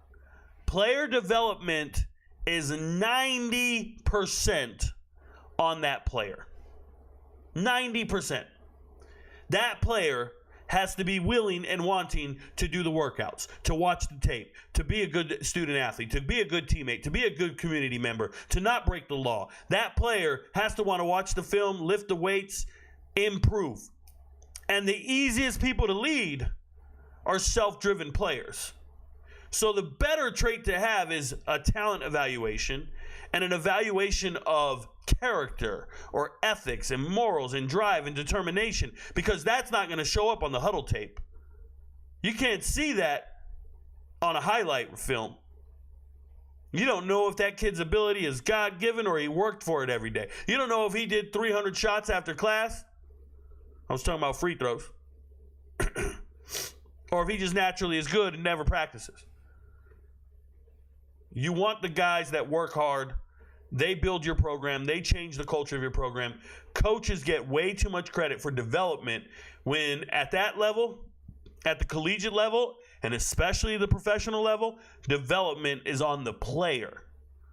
The player has to want it and do it. You could be the greatest coach in the world. You're not going to bridge that gap. You can't take a player with no work ethic and teach him work ethic. You just can't. You'll hear about all those life lessons and those moments and all that stuff. You hear about it from a high school coach or something like that. You'll hear about it. But the guys who make it in the NFL, the guys who win championships, it's all self-driven monsters. It's amazing. I'm a leader of men. I'm a senior leader in the Army. We train and lead 20-year-olds, 18 to 24-year-olds every single day. College-age athletes, just like these guys. That's all we do is train them and teach them. And the greatest soldiers I ever had were the ones who got up earlier than everybody else. We're the ones who showed up. I remember we work out. We work out every single day. You got to be a professional athlete. You work out. You get paid to work out in the Army. And you got to be in shape for a number of things. And I can remember I showed up to give my guys this workout. And they know it. First sergeant's workouts on Fridays are going to be brutal. I'm going to give a workout. So I showed up at 5:30. And the workout's going to start at 6. Showed up at 5:30. I want to make sure I was early. And I was going to break a sweat And I was going to show up to the workout dripping in sweat to just intimidate them and let them know I've been doing this shit. This next workout for the next 2 hours, you're going to be broke off, but this ain't nothing to me. This is another day, and I was already covered in sweat. That was my idea. It was a mental. You know, I'm going to mental F them. I pulled up to the parking lot.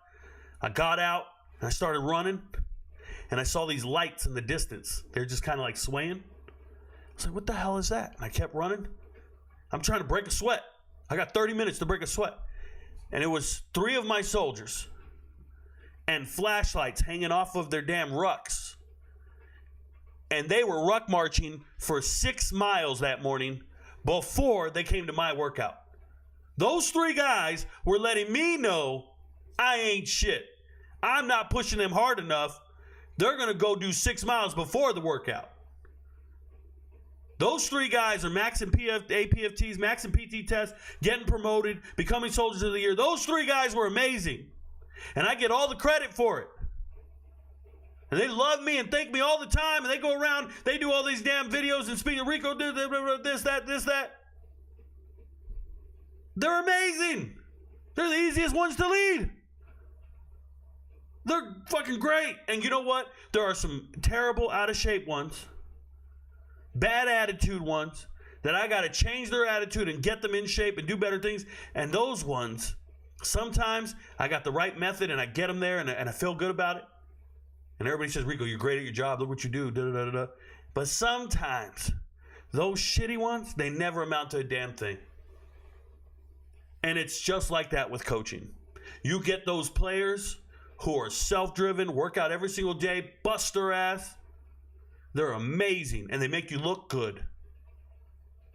And then there's those other players where you got to try to coach and mentor them and make them better. And sometimes it works out, sometimes it doesn't. But I think coaches who evaluate character, commitment, work ethic, maturity, coaches that evaluate like who that person is, they're the really good coaches. And I'm talking about those position coaches. They're the ones, because they got to find those gems. They got to find those young men. That's why you have to go talk to their coach. That's why you have to go visit their high school and meet them and shake their hand and look them in the eye. That's why you can't do it with a huddle tape. That's why COVID, when they didn't allow coaches to go to universities and meet the players due to COVID constraints, the recruiting classes from 2020 were a mess. Just a bunch of misses everywhere. Why'd you miss? Well, we never got to talk to the coaches in person. We never got to meet the player. We just had to go off a huddle tape, and hopefully we worked out. And they just got a bunch of terrible players. So yeah, that's how I feel about coaching. Anyways, shout out to you, Daniel Henderson, for letting me know West Virginia coaches are developers and evaluators. All coaches are.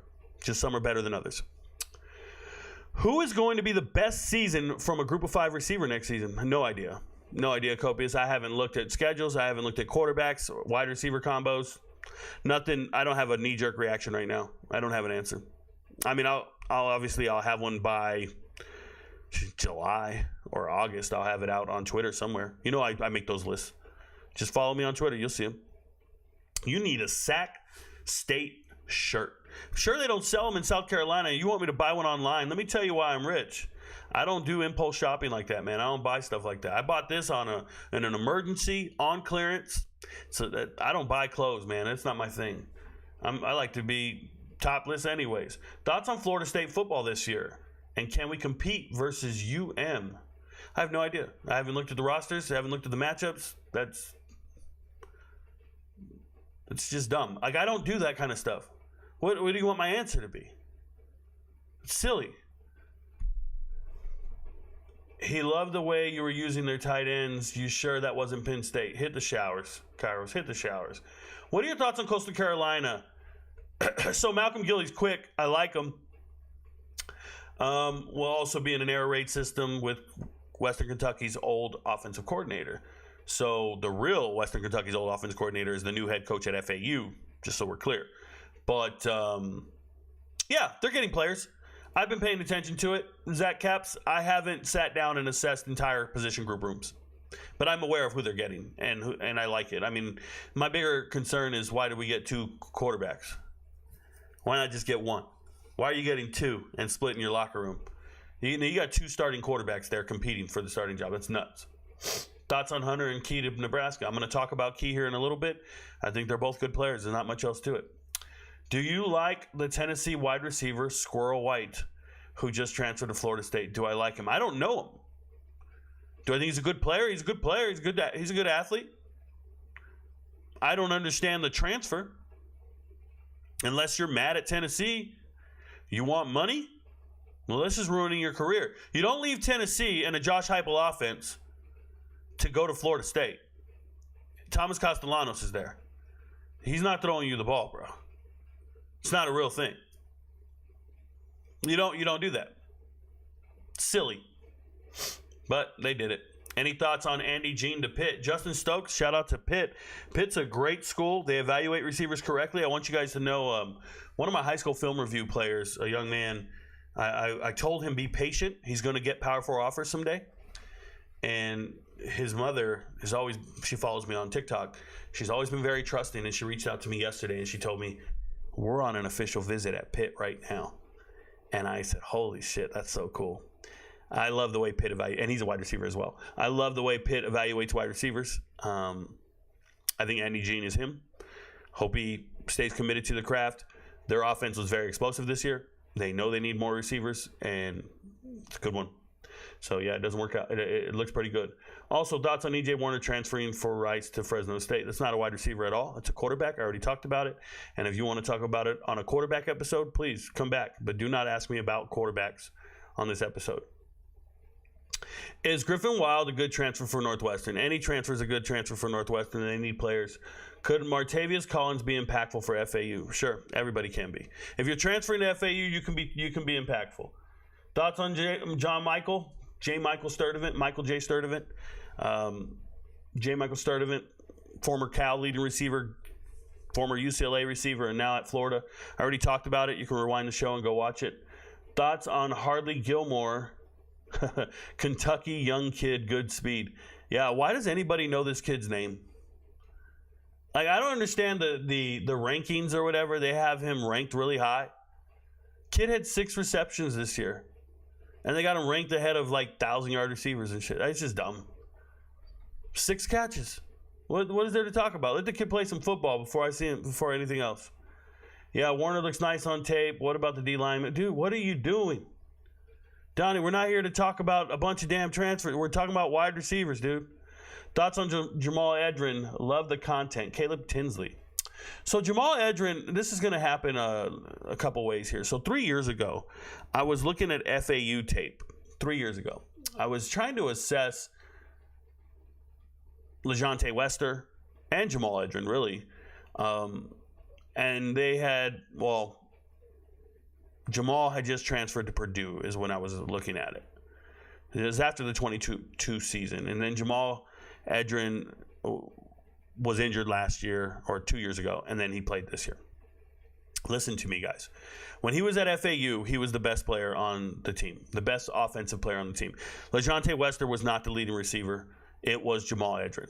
Then when Edrin left school and went to Purdue, LeJontay Wester got 100 receptions, and everybody knows him now, and he went to Colorado, and he's this great receiver. But when he was on the same team with Jamal Edrin was the alpha male in that room. He was the best receiver in that team. Now, I don't know if he's 100% after his injury, but for me, Jamal Edrin looks like Michael Irvin. He looks like an NFL receiver. I hope he can find his form, and I hope he can get back there. But I've seen many careers kind of taken off the wrong way because of injuries. So I do like Jamal Edrin. Hope he figures it out. Cordell Russell is on his third school. Do you think he finally gets production? Miami of Ohio. Oh, my goodness. You guys all know these guys because well-off media and people saying he's baby T.O. and all this shit. You know, I talked to a Colorado player. Legitimately. Talked to a Colorado player, and he wrote to me, and he's like, why do you guys think he's going to start? Like, we're at practice, and he's running with the 6s. He's the 6th wide receiver. He's not healthy. He can't beat out any of us. Who thinks he's a start? And they were putting him in starting lineups and talking about him. And I was just like, man, you never heard me say anything positive about the kid. I didn't make a video about him. I didn't make a post. I didn't say he was good or bad. I had inside knowledge he was never going to see the field. Now he's slated to go to Miami of Ohio. Miami of Ohio just lost its three best receivers, really. Cade McDonald's gone as well. Lost 2 to the transfer portal, and you lose your oldest receiver. If he's going to get any playing time and he's going to get any production, the MAC is where it's at. Go to the MAC. That's where the skill players aren't very good. I'm grateful to him for being realistic about his transfer. That's all I can say. I don't know how he's going to do. I don't know who's throwing him the ball. I don't have any of that other stuff. So it is what it is. Rico, what are your thoughts on Miami bringing in Corey Heatherman as their defensive coordinator? I don't really care. You got to find answers. You got to make changes when your defense is as bad as that is. So you make a move. It doesn't earth shatter me. It doesn't. Look, if you're the 130th ranked defense and then you change coordinators, how much of an improvement are you going to make? I'm asking for a friend because I talked about this last offseason. Everybody tried to tell me Iowa got a new offensive coordinator. Their whole offense is going to change. They're going to be scoring like crazy and all this. And I was just like, what are you guys talking about? You go from 128, maybe you have an improvement. Where are you going to go? You're going to improve like 40 spots? And get into the top 90? Where's Miami defense going to go? Where are they going to be? If they don't, they got to change their personnel. And I'm telling you, the secondary will never be as good as it was. 2 years ago, they had Cam Kitchens. You don't replace an NFL caliber All-American safety with some just random ass dude from the transfer portal. It doesn't work that way. Devontae Brown came in from UCF. He started 3 years at UCF, couldn't get on the field at Miami. Transferred to Florida State. No impact there. People don't understand. Like you can't lose NFL caliber players and replace them with just random dudes. You need to find more NFL caliber players, or you need to develop them. I'm not with it, bro. I'm not on it like that. Congratulations, you got a new coordinator. You need new players. Show me new players, bro. Just being real. Show me new players. How would you compare Tyler Warren? The hell was this question? Tyler Warren's talent to someone like Brock Bowers? I wouldn't compare the two. That is not a wide receiver transfer portal question. You were talking about NFL guys and shit. Like I don't care. They're not college football players anymore. I don't care. How do you feel about University of Miami transfer wide receiver class? They're average to me. They are. That's the wrong version of the word there. How do I feel about University of Miami transfer wide receiver class? Miami of Ohio, Miami, Florida. I don't know what's going on. Fight Club, I don't know. What do you think about Tristan Smith from SEMO to Clemson? Rewind the show. I already talked about him. There's also a JUCO wide receiver from Ventura Community College that's transferring to Fresno, but they don't show up in the portal listings. That's the case for every single school in America, Donnie. Every school has more transfers than these websites show you. 1 year, I found 14 transfers to JMU, and the websites had it at 6. I go and scrub the press releases after spring football. I don't care what it is. There are a ton of transfers they're not talking about. That's normal. How do you feel about Saban Gora going back to Ohio University? Bradley, not a wide receiver. Congratulations to him in Ohio, but please do not ask me about other position groups. The Black Panther barbershop slander needs to end. They're both terrible movies. Don't do this. You're the reason they keep showing Coming to America on TV. How many of you guys are flipping through the channels and you see Coming to America and you start watching that shit? You're the reason they keep showing these reruns. Just stop, bro. That's why they're showing fucking reruns of Full House and Roseanne. Because of you guys. Stop giving terrible shit ratings. My goodness. Hey, Rico, any info on Texas Tech receivers coming or going? They're all great. They're good. I don't know what you want me to say. Great points. I was commenting on the beginning of your show. The Mountaineer Paul fella is cracked out on Rich Rod. I'm catching up. Oh, you got it, Daniel. Shout out to you. If you're catching up on the show, you rewind the show and you're watching it. All you got to do is watch it on 1.5 playback speed. You'll catch up. Put it on 1.5 playback speed. You'll catch up. That's all you got to do. Thoughts on Anthony Simpson to Michigan? Is he a Power 4 level wide receiver? So he's going to Michigan, so he's in the Power 4. And that's it. There's nothing else to it. More power to them. I got nothing for you, bro. He's not in this episode. Thoughts on TJ McWilliams? I have no thoughts on TJ McWilliams. Literally none. The Sixes, man, I cannot believe he was a highly touted 4-star. I was so excited when Cordell signed with TCU. Do you think the quality of player in the portal has gone down this year compared to last year? Felt like there was more impact last year. Not at all, Jalen. Not at all. I think people have no clue how good these players are. Like, the quality of player in the portal did not go down. You guys just don't know all the players. So you don't have a clue like how good they are. I'm serious. If I scroll down here, and I'm not going to scroll down too far because, I have things already pre-sorted and stuff, and I don't want to mess up this chart. But these are good players. They're better players. It's just it's hard to explain because you don't know the players, right? Like Josiah Trotter's right here. They rank him this low, and they tell you he's 3 stars. But he led an entire – oh, you guys can't even see what I'm looking at. He led an entire defense in tackles. One of the top defenders on the entire team. Best player at West Virginia last year on defense. But they got him ranked way down here, so you think there's no linebackers. Secondary. Well, they gave 5 stars. Dude, this is an All-American. This is an All-American. It's just crazy the way you guys let these rankings influence you instead of the actual players. That's wild to me, bro. I don't know what to tell you. You guys were all excited. Julian Sains in the portal. Julian Sains in the portal. Motherfucker never played a down in college football. But you thought he was a 5-star, and you bragged about how he was an amazing player in the portal. It's nobody. It's just a kid. These players are man, I can't talk to you. I can't talk to you. A little off topic. How do you feel about the JUCO years not counting? How do I feel about it? So I think obviously the NCAA has no teeth, right? They can't do anything. Judges will just override it and say it's an antitrust violation or a monopoly, if you will. So what the NCAA needs to do to resolve this issue is they need to lift scholarship limits. They can't do that because of a law called Title IX, and you need to get rid of that law or we're in trouble. Meaning we need an equal number of female and male sports scholarship athletes. You can't you can't change scholarship numbers. You guys know how everybody keeps saying scholarship limits are going to go from 85 to 105. You can't do that. It's not real. You have to get rid of the law first. You have to.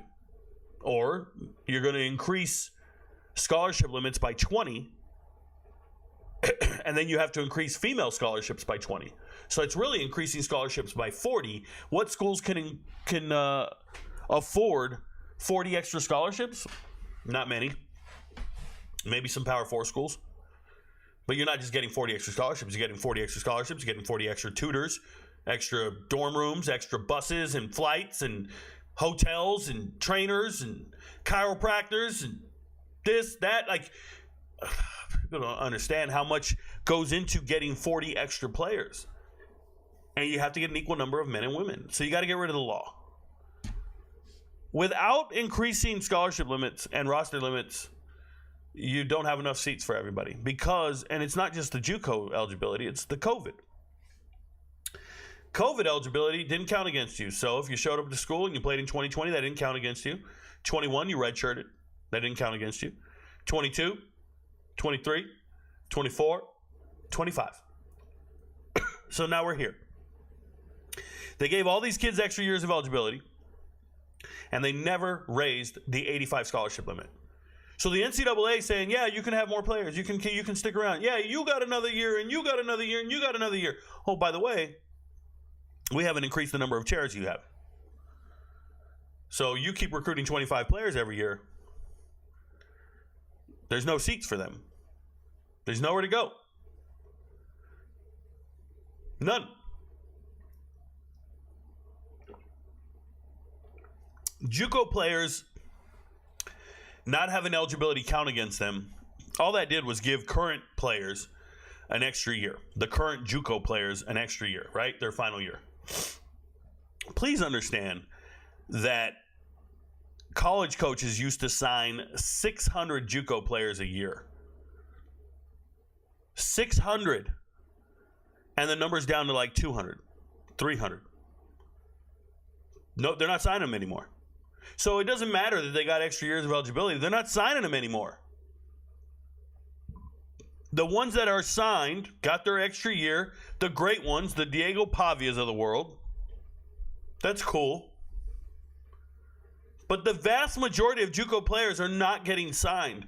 So who gives a shit if they've got no years on them? It doesn't matter. They're not getting signed. They can't. There's no seats for them. There is no seat.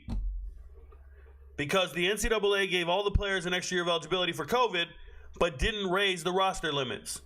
So if you were a coach and you recruited 25 players every year, first year 25, next year 25, next year 20, in 4 years you have 100 players. Now if you redshirted any, then you go to a fifth year, now you got 125 players. You redshirted a whole class, theoretically. But you only have 85 scholarships. You need academic attrition. You need injuries, retirement. You need people to leave. You need transfers, washouts. Just to fit 85 seats, because you keep bringing in 25 every year. And you guys got to understand, I'll go to team rankings. High schoolers. And look, they're still bringing in their 20s. They're still bringing in their 25. It's impossible to do this with 85 seats. You can't do this with 85 seats. You only have 85 seats. How do you do these numbers with 85 seats? Do the math. This is what you need. 15. And that's a program you can see where they're not backfilling with transfers. These guys are signing this many players because they're going to cut them in spring football. When you see all those players enter the portal in the spring, they're not entering the portal because they want to go to a better team. They're not entering the portal because they can't compete. The coach is cutting them. He's not renewing their scholarship. They're no longer on the team. And they tell them, hey, bro, you can stay here if you want, but you won't be on scholarship anymore. Now you got to pay for your own school. You can stay on the team if you want. We'll give you a jersey, but you're not on scholarship anymore, and you're not in our plan moving forward. As a matter of fact, I know you're a defensive tackle, but we're going to make you the fourth string right guard from now on. They will process you out. But you can't do this with only 85 seats. I wish people understood this. If you're signing 100, and because they're signing 25, and they're also signing 20 transfers. Well, Rico, they lost 20 transfers, so they got to sign 20. No. 25, 25, 25. You redshirt anybody, another 25. That's 125. You can have 20 transfers. You still only got 105. It don't matter.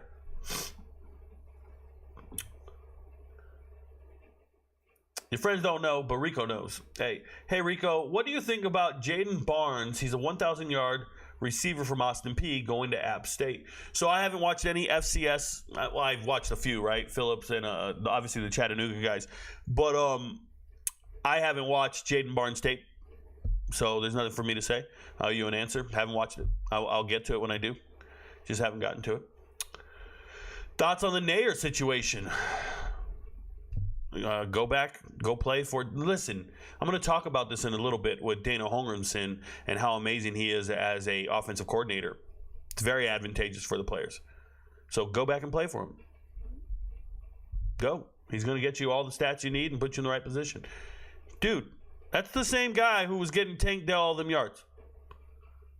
Come on, man. Rico, how do you like Memphis receivers next year?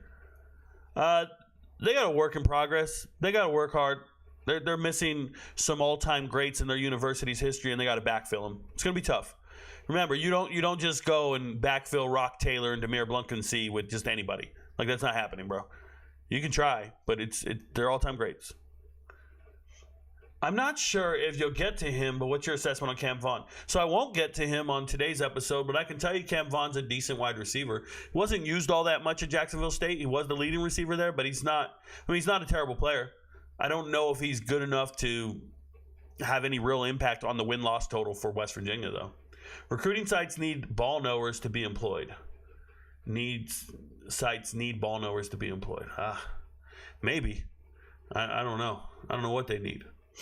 Thoughts on Donaven McCulley to Michigan? I already talked about it. Rewind the show. I'm sad I'm from Hutchinson, Kansas, where Cordell Patterson and Kamara came through. It's an entire different process and trying to grasp it.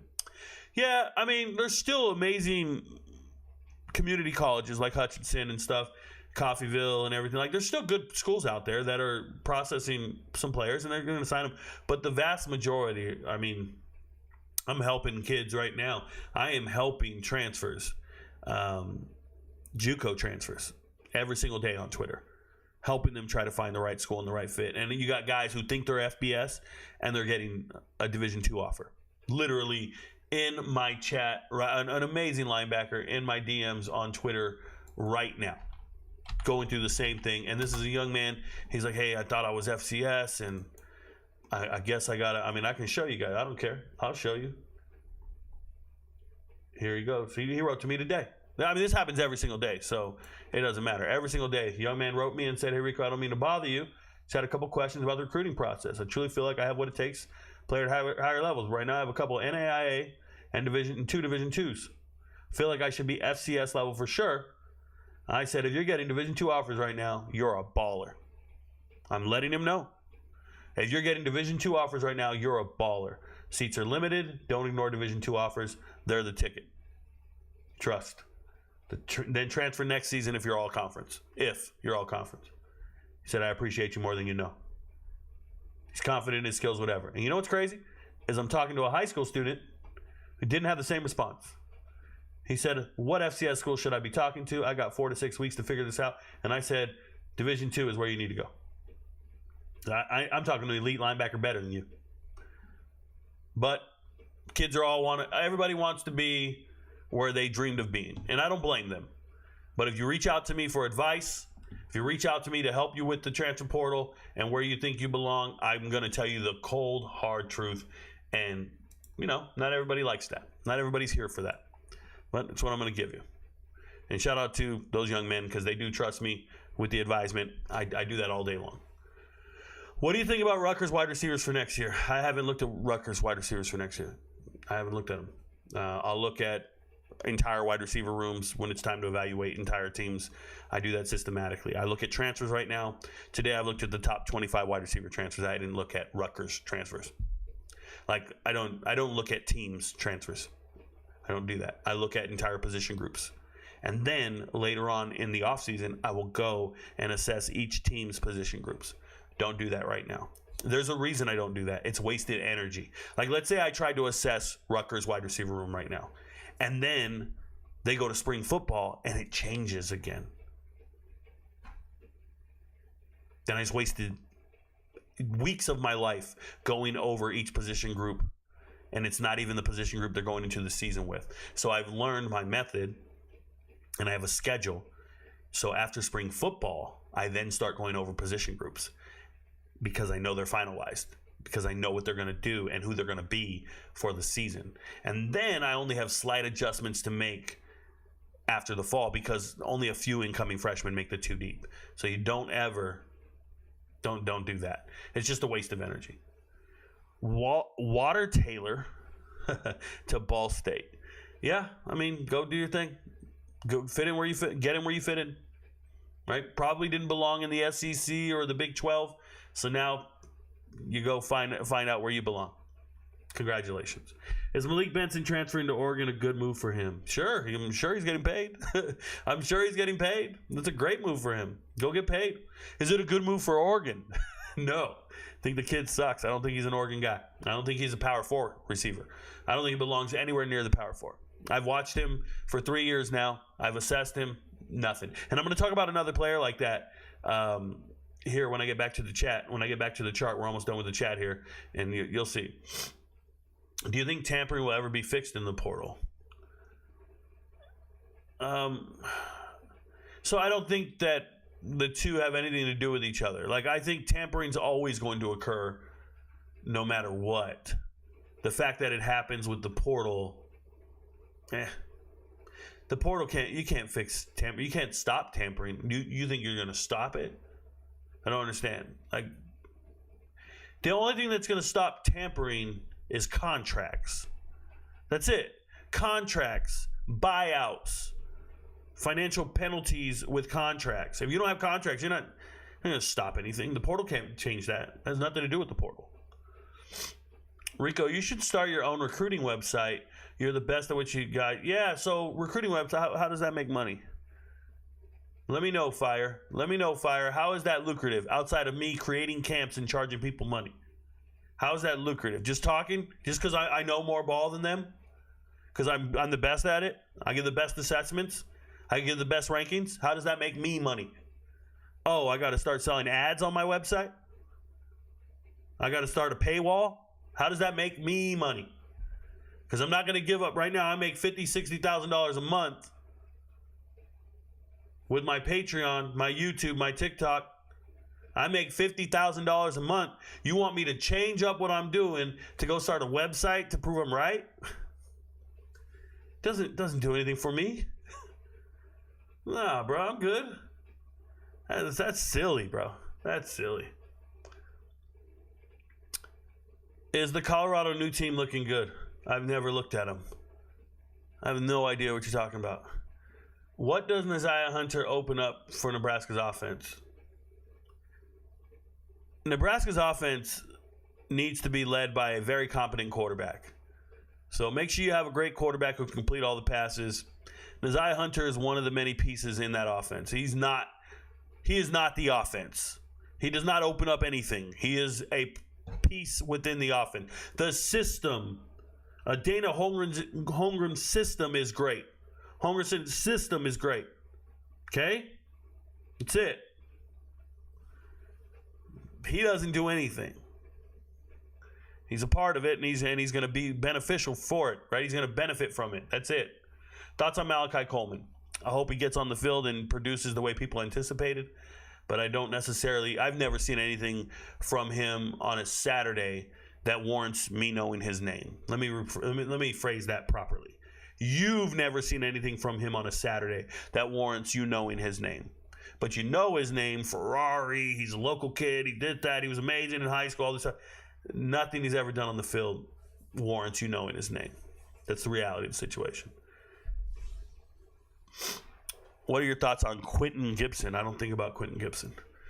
Yeah, websites are not profitable. I mean, they could be. I just don't want the...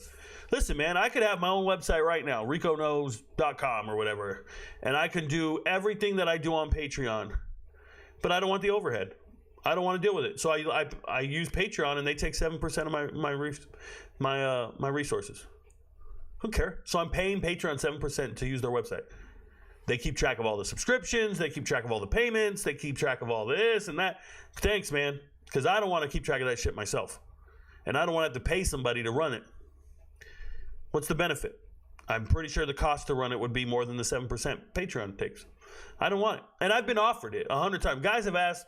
I had a dude tell me, hey, Rico, let's go half and half. I'll create a website for you. I'll get developers on it, and we'll create you a website. Get away from me, dude. I don't know you like that. Get away from me. I don't want no website. I'm good. Oh, let's go half and half. You don't do this. Shut up, bro. And I blocked that dude. Yeah, I fire agents all the time, bro. Do you believe in Agiye Hall? No. Jack Carson? No. Not for a fucking millisecond. No. There's not a student athlete. It's a criminal. The last time I saw his name in the news, he was trying to smuggle 40 pounds of weed in a damn airport. What's wrong with you guys? I don't care how fast he runs. I don't care what he does. That dude ain't on nothing I'll ever respect. Ever. That's a criminal. Been arrested in multiple cities, multiple times. That's a criminal. By definition. I'm 42 years old. I ain't done nothing. What? You guys, thoughts on Jedd Fisch as a coach? Amazing. Who is your favorite wide receiver transfer so far? Ooh, what a great question, Easton. Give me a second. Huh. My favorite? Huh.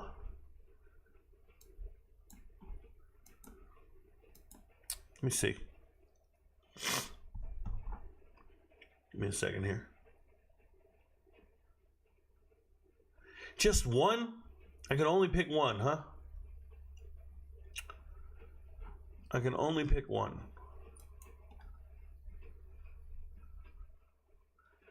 My favorite transfer.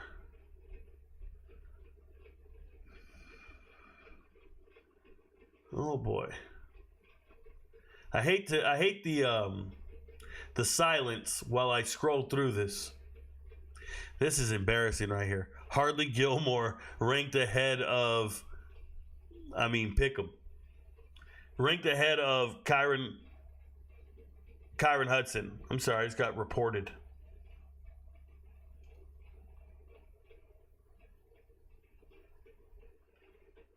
That's embarrassing. A dude with 6 receptions is ranked ahead of guys with 1,000 yards. It's so embarrassing. Hey, we got the best receiver, Rico. We got all these high-ranking guys. Oh, my goodness. You guys are gross. Best receiver transfer. My favorite. Oh, there's one. Joseph Williams, Colorado, is up there. Let me keep going.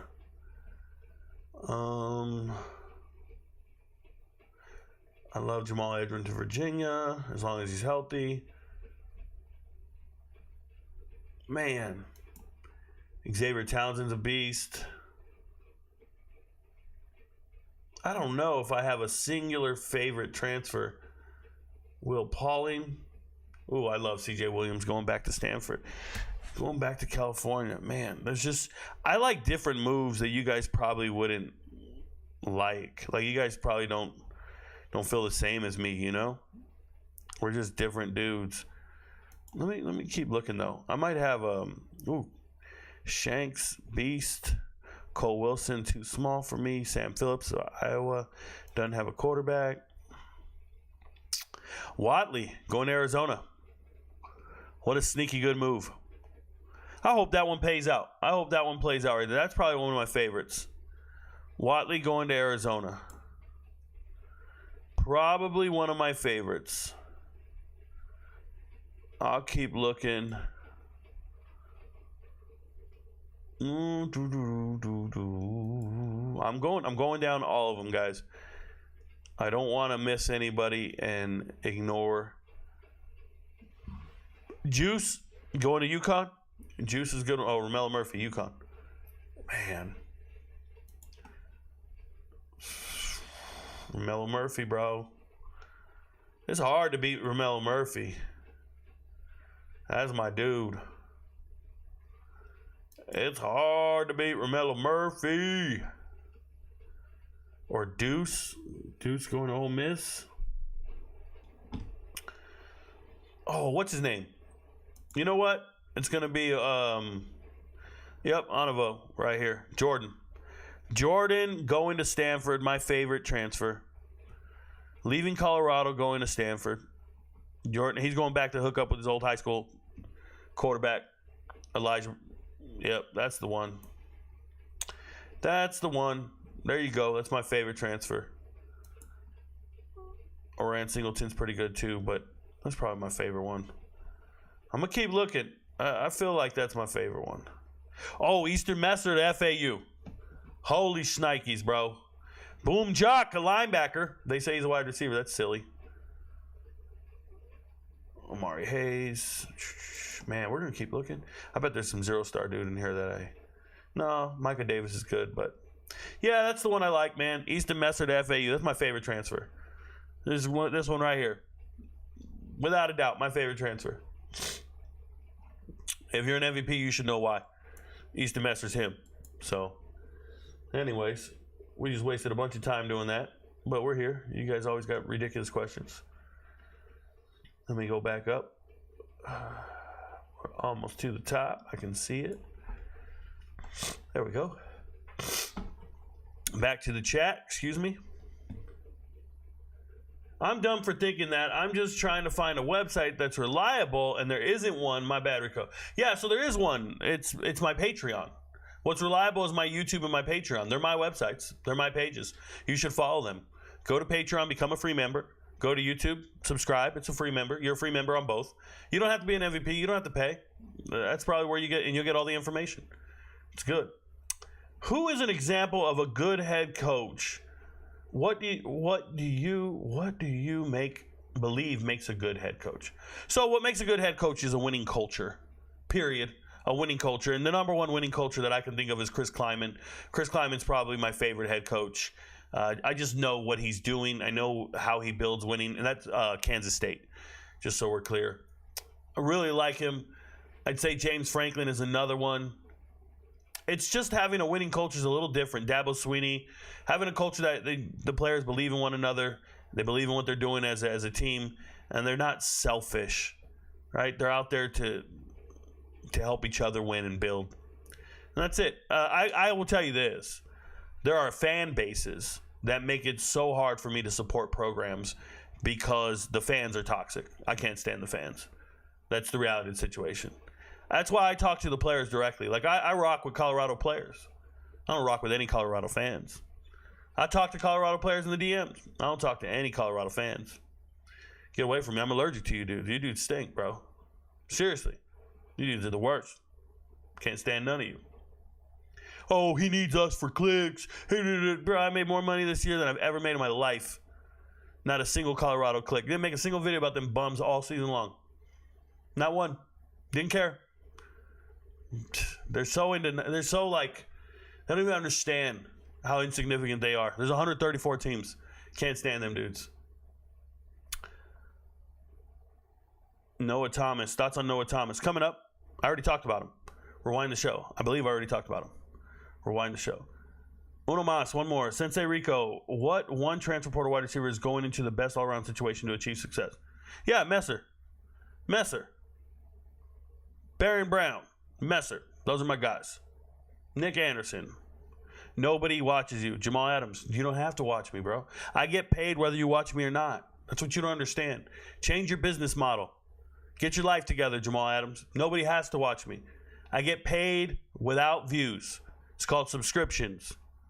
You pay me. Bro, I watch my bank account more than you watch me.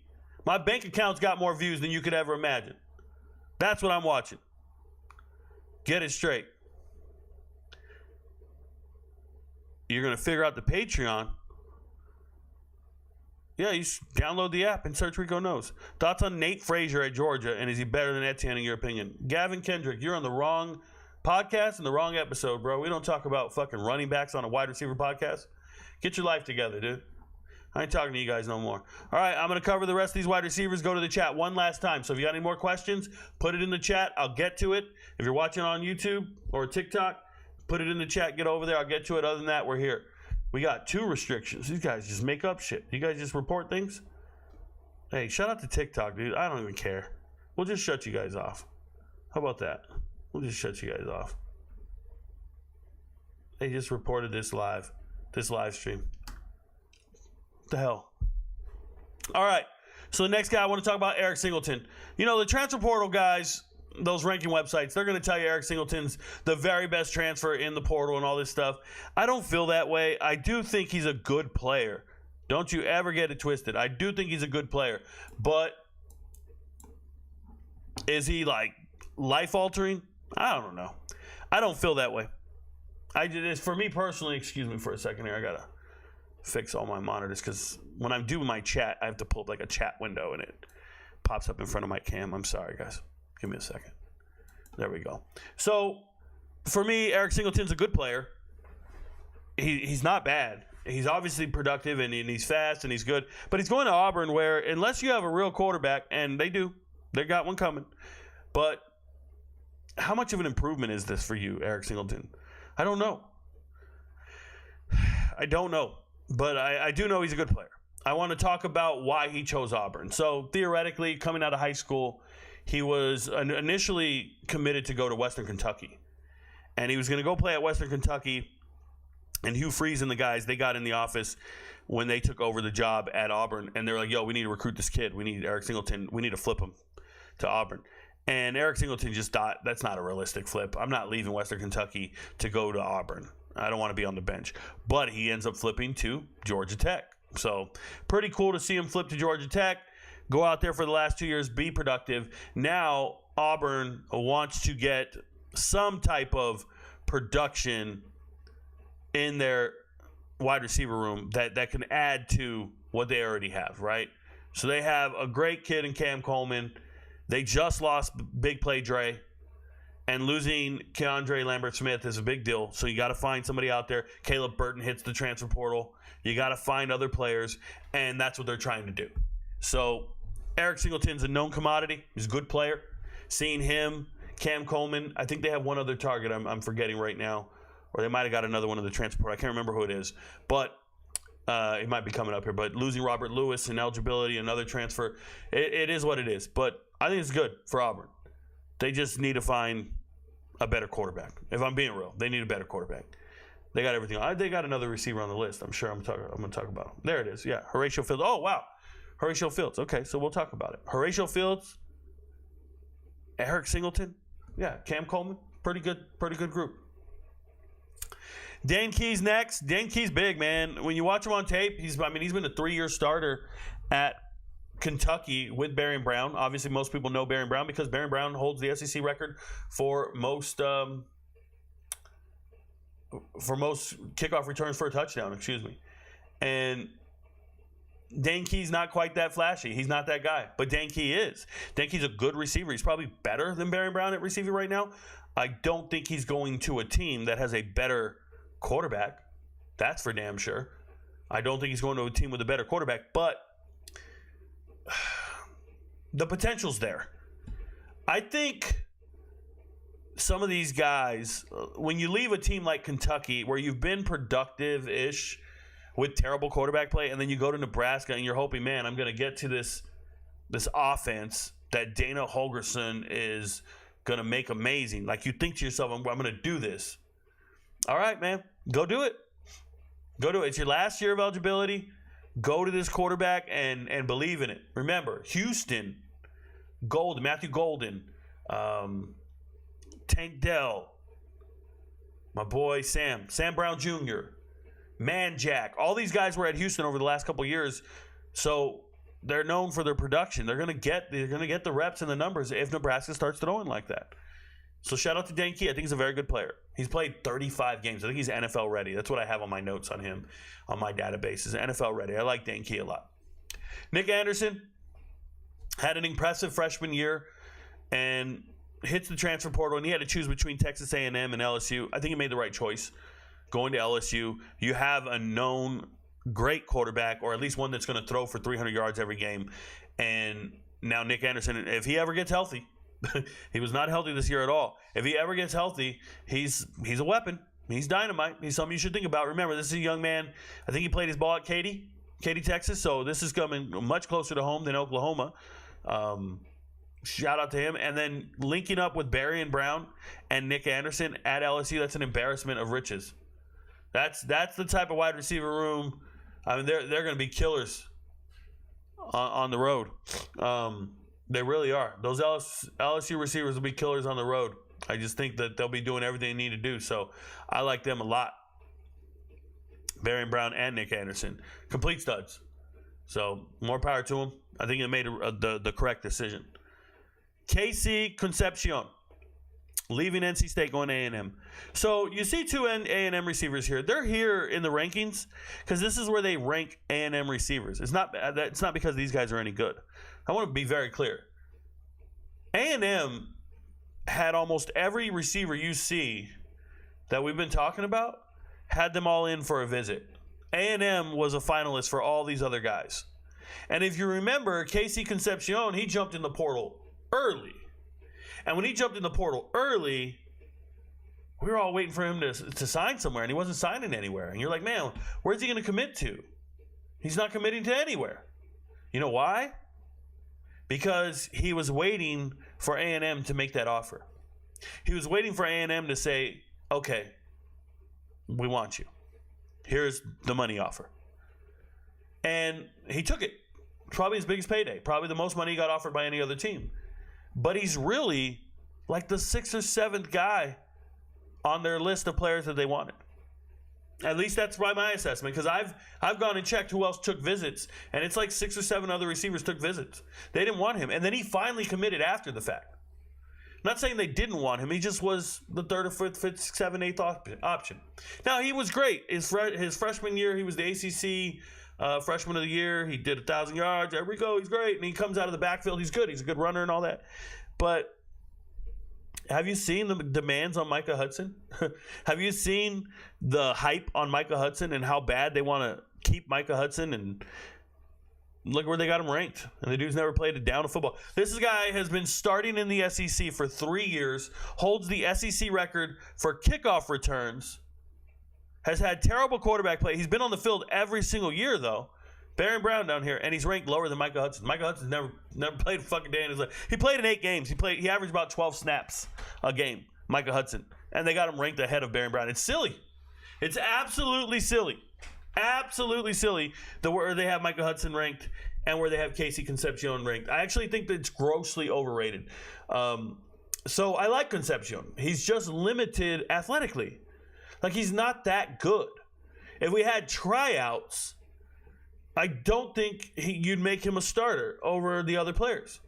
But he went to NC State where they had no other weapons, they had no other receivers, and he balled out.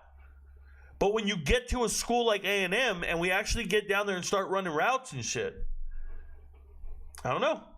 I don't know if he's that guy like that. I'm serious. This happens all the time. I don't know if he's there to compete like that. I'm being serious. Especially Micah Hudson. These two underwhelm me. It's A&M's way of doing things. They just underwhelm me, both of them. And I like Concepcion. Good kid. Underwhelming transfer for me. Then we get a Barion Brown. Love him to death. Think he's a great player. Hope he can learn how to become a real wide receiver at LSU. I'm sure there's great coaching, and he's going to get a ton of reps, and it'll be the first time he's ever been with a quarterback that's actually going to throw to him. I think getting Barion Brown and Nic Anderson is special. LSU, Notre Dame, Alabama, Auburn, I guess. Those wide receiver rooms are something else, bro. Those wide receiver rooms are something else. And then we're going to get to Horatio Fields. And I want to talk about Horatio Fields for a second, but I want to scroll down just a little bit. There we go. Horatio Fields is ranked way up here. And I need you guys to understand that Horatio Fields got an extra star, and he's equivalent to these guys who have an insane amount of production. I don't know what we're doing. Let me explain. So if you watch Horatio Fields' high school tape, I watched all of his huddle film. I know Horatio Fields. I've watched a lot of him. Where did he play at? Manchester here in Douglasville, Douglas County. I watched Horatio Fields in high school, and he was just a stud among scrubs. A stud among absolute scrubs. Then he goes to Wake Forest, and he's such a fluid athlete. He looks dangerous, but he's playing scrubs. But he goes to Wake Forest, and I think he's the 3rd best receiver at Wake Forest this year. So their leading receiver was Morin, and he's the best receiver at Wake Forest. He is. Most production, senior guy, best receiver. The 2nd best receiver on that team was Duce Alexander right here. They're both from the same city in Georgia, by the way. Duce and Horatio Fields. Duce was the second best receiver. He's going to Ole Miss. Smaller guy. But if you ask me to assess the talent, to me, he's the second best one. So the third best receiver and the third most productive receiver, Horatio Fields at Wake Forest. The third best guy at Wake Forest is supposedly one of the very best wide receivers in the transfer portal. Okay, and he's going to Auburn. Okay. Congratulations. He does look like a good player. He does.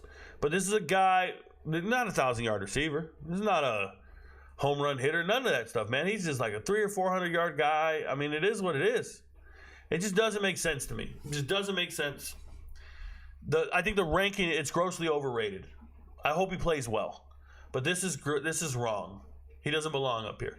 Kevin Coleman coming back home for his final year of eligibility. You know, this is one of the few players been to 4 different schools and nobody rips him for it. Everybody's cool with him. 4 different schools, 4 years, and no one's mad. No one says a negative thing about him. I think he's a good kid. He probably comes across as humble, respectful, and a good teammate and all that stuff, but it's weird. It's weird. You go there for 4 years and nobody says anything? So he's coming back home. He's a Missouri kid. He's from St. Louis. He said he wants to show out for the school and his city. In an interview, he talked about it. He said, I played at Mississippi State, and they had so many players from the state of Mississippi. You could see the pride they had in playing for their state and repping their town and their city and the people that would come to the games, family and everything. He just became envious of it. He wanted to be like his teammates. So going to Missouri, going to show out, and Missouri needs him.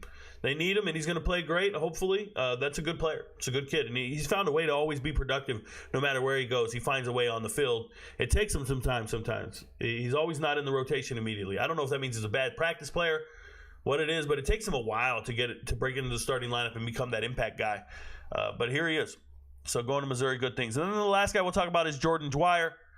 Jordan Dwyer, everybody wants to talk about him because he's an Idaho guy, and the recruiting websites went and gave him an extra star and made him as good as Jonte Cook, or you know what I mean? Or put him ahead of C.J. Daniels or Deshaun Stribling. Like, this is just silly to put him ahead of Malachi Fields, for example. You don't think Malachi Fields will put up those kind of numbers if he was at Idaho? Like, that's dumb, right? But what do I see from Jordan Dwyer on tape? He looks like a good player. He really does. 6 foot, 195 pounds. He looks like a productive kid. He had one of the better seasons.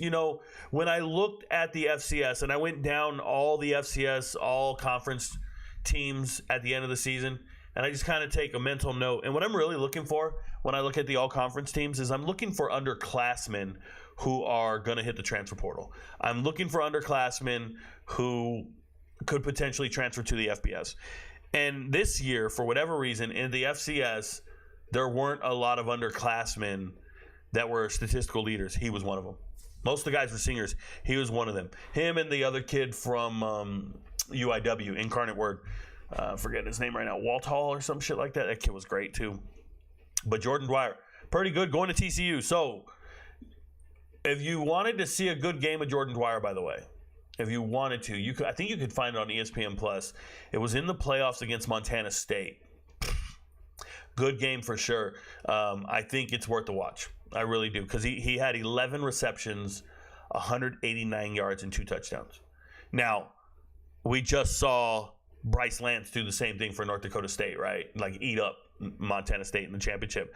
But Jordan Dwyer was putting on a show in the quarterfinals. So I think it's worth it to go watch that game. I watched that one. I watched another game before that, the round before that. And then those are the only 2 games I got to see of him. And then I saw like a highlight tape of him. And then I saw his huddle. So I got enough to see him. And I say, okay, does he help TCU? You're damn right he does. Remember, TCU is losing all their receivers. And TCU's entire offense was only receivers. Remember that they had no running back. At the end of the year, they even had Savion Williams at running back. So TCU has a great quarterback, and they're throwing it everywhere. But Jack Beck, Savion Williams, both 2 of the nation's leading receivers, they're both gone. J.P. Richardson, what do I call him? The insurance salesman, former Oklahoma State transfer. The insurance salesman, J.P. Richardson, gone. Jojo Earl was the only one left, and what did he do? Jumped in the portal and left to UNLV because he don't want to be the receiver they got to rely on. He'll be damned if he's got to play. So now they have Jordan Dwyer, who's pretty good, and the other guy they got is Joseph Manjack IV from Houston, and people don't know, Manjack's 6'3", 205. So I think TCU's got some sneaky good receivers. We'll see what happens, but they look all right. They look like they added 2 guys to the room. I ain't mad at them. So those are all the guys I wanted to talk about in this episode. Thank you guys for being here tonight. I'm going to jump to the chat one last time if you have any questions. And let me see if we can interact with the chat here, and then we'll be good to go. Thank you guys for being here. Wide receiver episode 1. Let's go back. I must have missed if you talked about Noah Thomas. Yeah, you can rewind the show. I talked about Noah Thomas. Go back and find it. Nobody watches you. He's literally watching it. Easton, he's watching me with the volume in his pants down, bro. He don't know. Dude suspect. Do you think Messer could lead the nation in receiving yards? Bradley, they're about to put on a show at FAU, bro.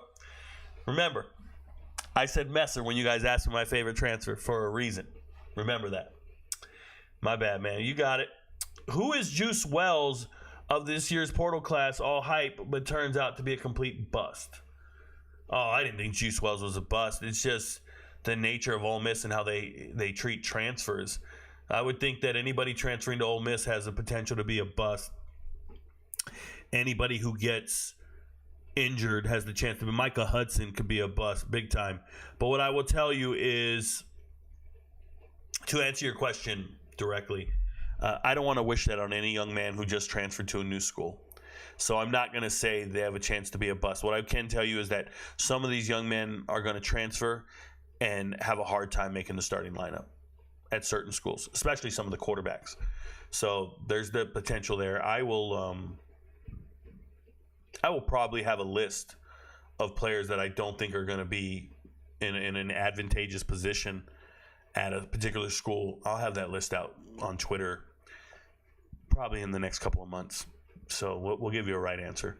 I don't want to drag anybody right now. Give them a chance to get at their new school and go to spring ball and try their best, right? The section on hieroglyphics was gold. Oh, thank you, Talking Comics. That's how I get down, bro. I just think differently. Thoughts on Javon Tracy to Minnesota? Javon Tracy played at Miami of Ohio. What a stud wide receiver he is. I really like him. I think he's a good player. Going to Minnesota is very problematic for me, only because I watched a few players transfer to Minnesota in the last couple years from the MAC and not have the impact they anticipated. I hope he does. I hope he gets there and PJ Fleck finds a way to get him the ball. But there's been a couple transfers in the last couple years, specifically leaving Western Michigan and showing up to the school and not getting it done. So it sucks. Kevin Coleman is a dog. Is he better than Byrne? So they're going to tell you no, right? Luther Burden was a 5-star, he's so fast and all this. But the one thing Luther Burden that I don't like about Luther Burden is he disappears in big games. Luther Burden is not good. Luther Burden, if you just go box score scout. Don't even watch the games. Go box score scout. Luther Burden does not he does not show up in big games. Like, he's not productive at all. He'll get shut down in a big game. He'll do 200 yards on some group of 5 team. He'll do 200 yards on an FCS team, but he don't do anything else. I'm just keeping it real. So, do you think Christian McCray was a good transfer to Michigan State? Yeah, Jack Carson, when you're at Kent State, a terrible school like Kent State, and you still manage to be productive and do some really good things, and you're still a really good player, like, I love it, man. So I hope he shows out, balls out, and I hope he takes advantage of being a big fish in a little pond, and now you go to Michigan State and you go do your thing. Prove to everybody you can play against anyone. Like, that's important. So I like it a lot. I'm cool with that transfer. Nonetheless, thank you guys for being here tonight. Thank you for all the great questions. I want to really say thank you to the people who stayed on topic. And the next episode, it's going to be a little weird. The next episode is actually going to be on tight ends, which they were in this group of receivers, but for whatever reason, 24/7 Sports has another position group of just tight ends. I think it's after the linemen. It's really weird. So they have linemen here, and then out of nowhere, they just have tight end, which some of the tight ends were in with the receivers. So I'm going to show you guys here. They have linemen's here, and then they go to tight ends. So next episode is going to be about tight ends specifically. and I'll be doing those as soon as I can. You know, I do every episode when I can, as soon as I can. I never want to drag this out any longer than it needs to be, but there are days where I have to do UFC research, days where I have to do high school film reviews. Other things have a higher priority sometimes, but I will get to the podcast as often as I can. Please like, subscribe, comment for the algorithm and all that. Hit the bell, the notification bell, so every time I go live, you get a notification and you'll know when I'm live. You won't miss any of these live streams. If you miss any, you can always go to Patreon. You can always go to Patreon, and on Patreon, we have these collections. You go to the homepage. You can download Patreon. It's an app, guys. It's like any other app out there in the world. But if you go to collections on the homepage, on the RicoKnows homepage, you go to collections here. There's a YouTube link to the Twitter, TikTok, all that. But you click on collections, scroll down, you'll see free podcast videos. We have 94 of these. We keep growing. This is tonight's. It'll fix itself. There's the running back episode, quarterback episode. We've got all kinds of stuff for you to look at and watch and listen. And we do this. We've been doing this for years. So you just show up and we got you. 94 episodes right now. Just keep it coming. If you guys want to watch a podcast, do it. And you can watch it at 1.5 playback speed. It won't take all day. You can watch this while you're working out. Watch this while you're driving. You'll learn about all the transfer portal players. Every single episode has who is discussed in the episode here. So if you want to learn about a particular running back, go check this episode, and it'll show you all the running backs I talked about. It'll show you all the quarterbacks I talked about in that particular episode.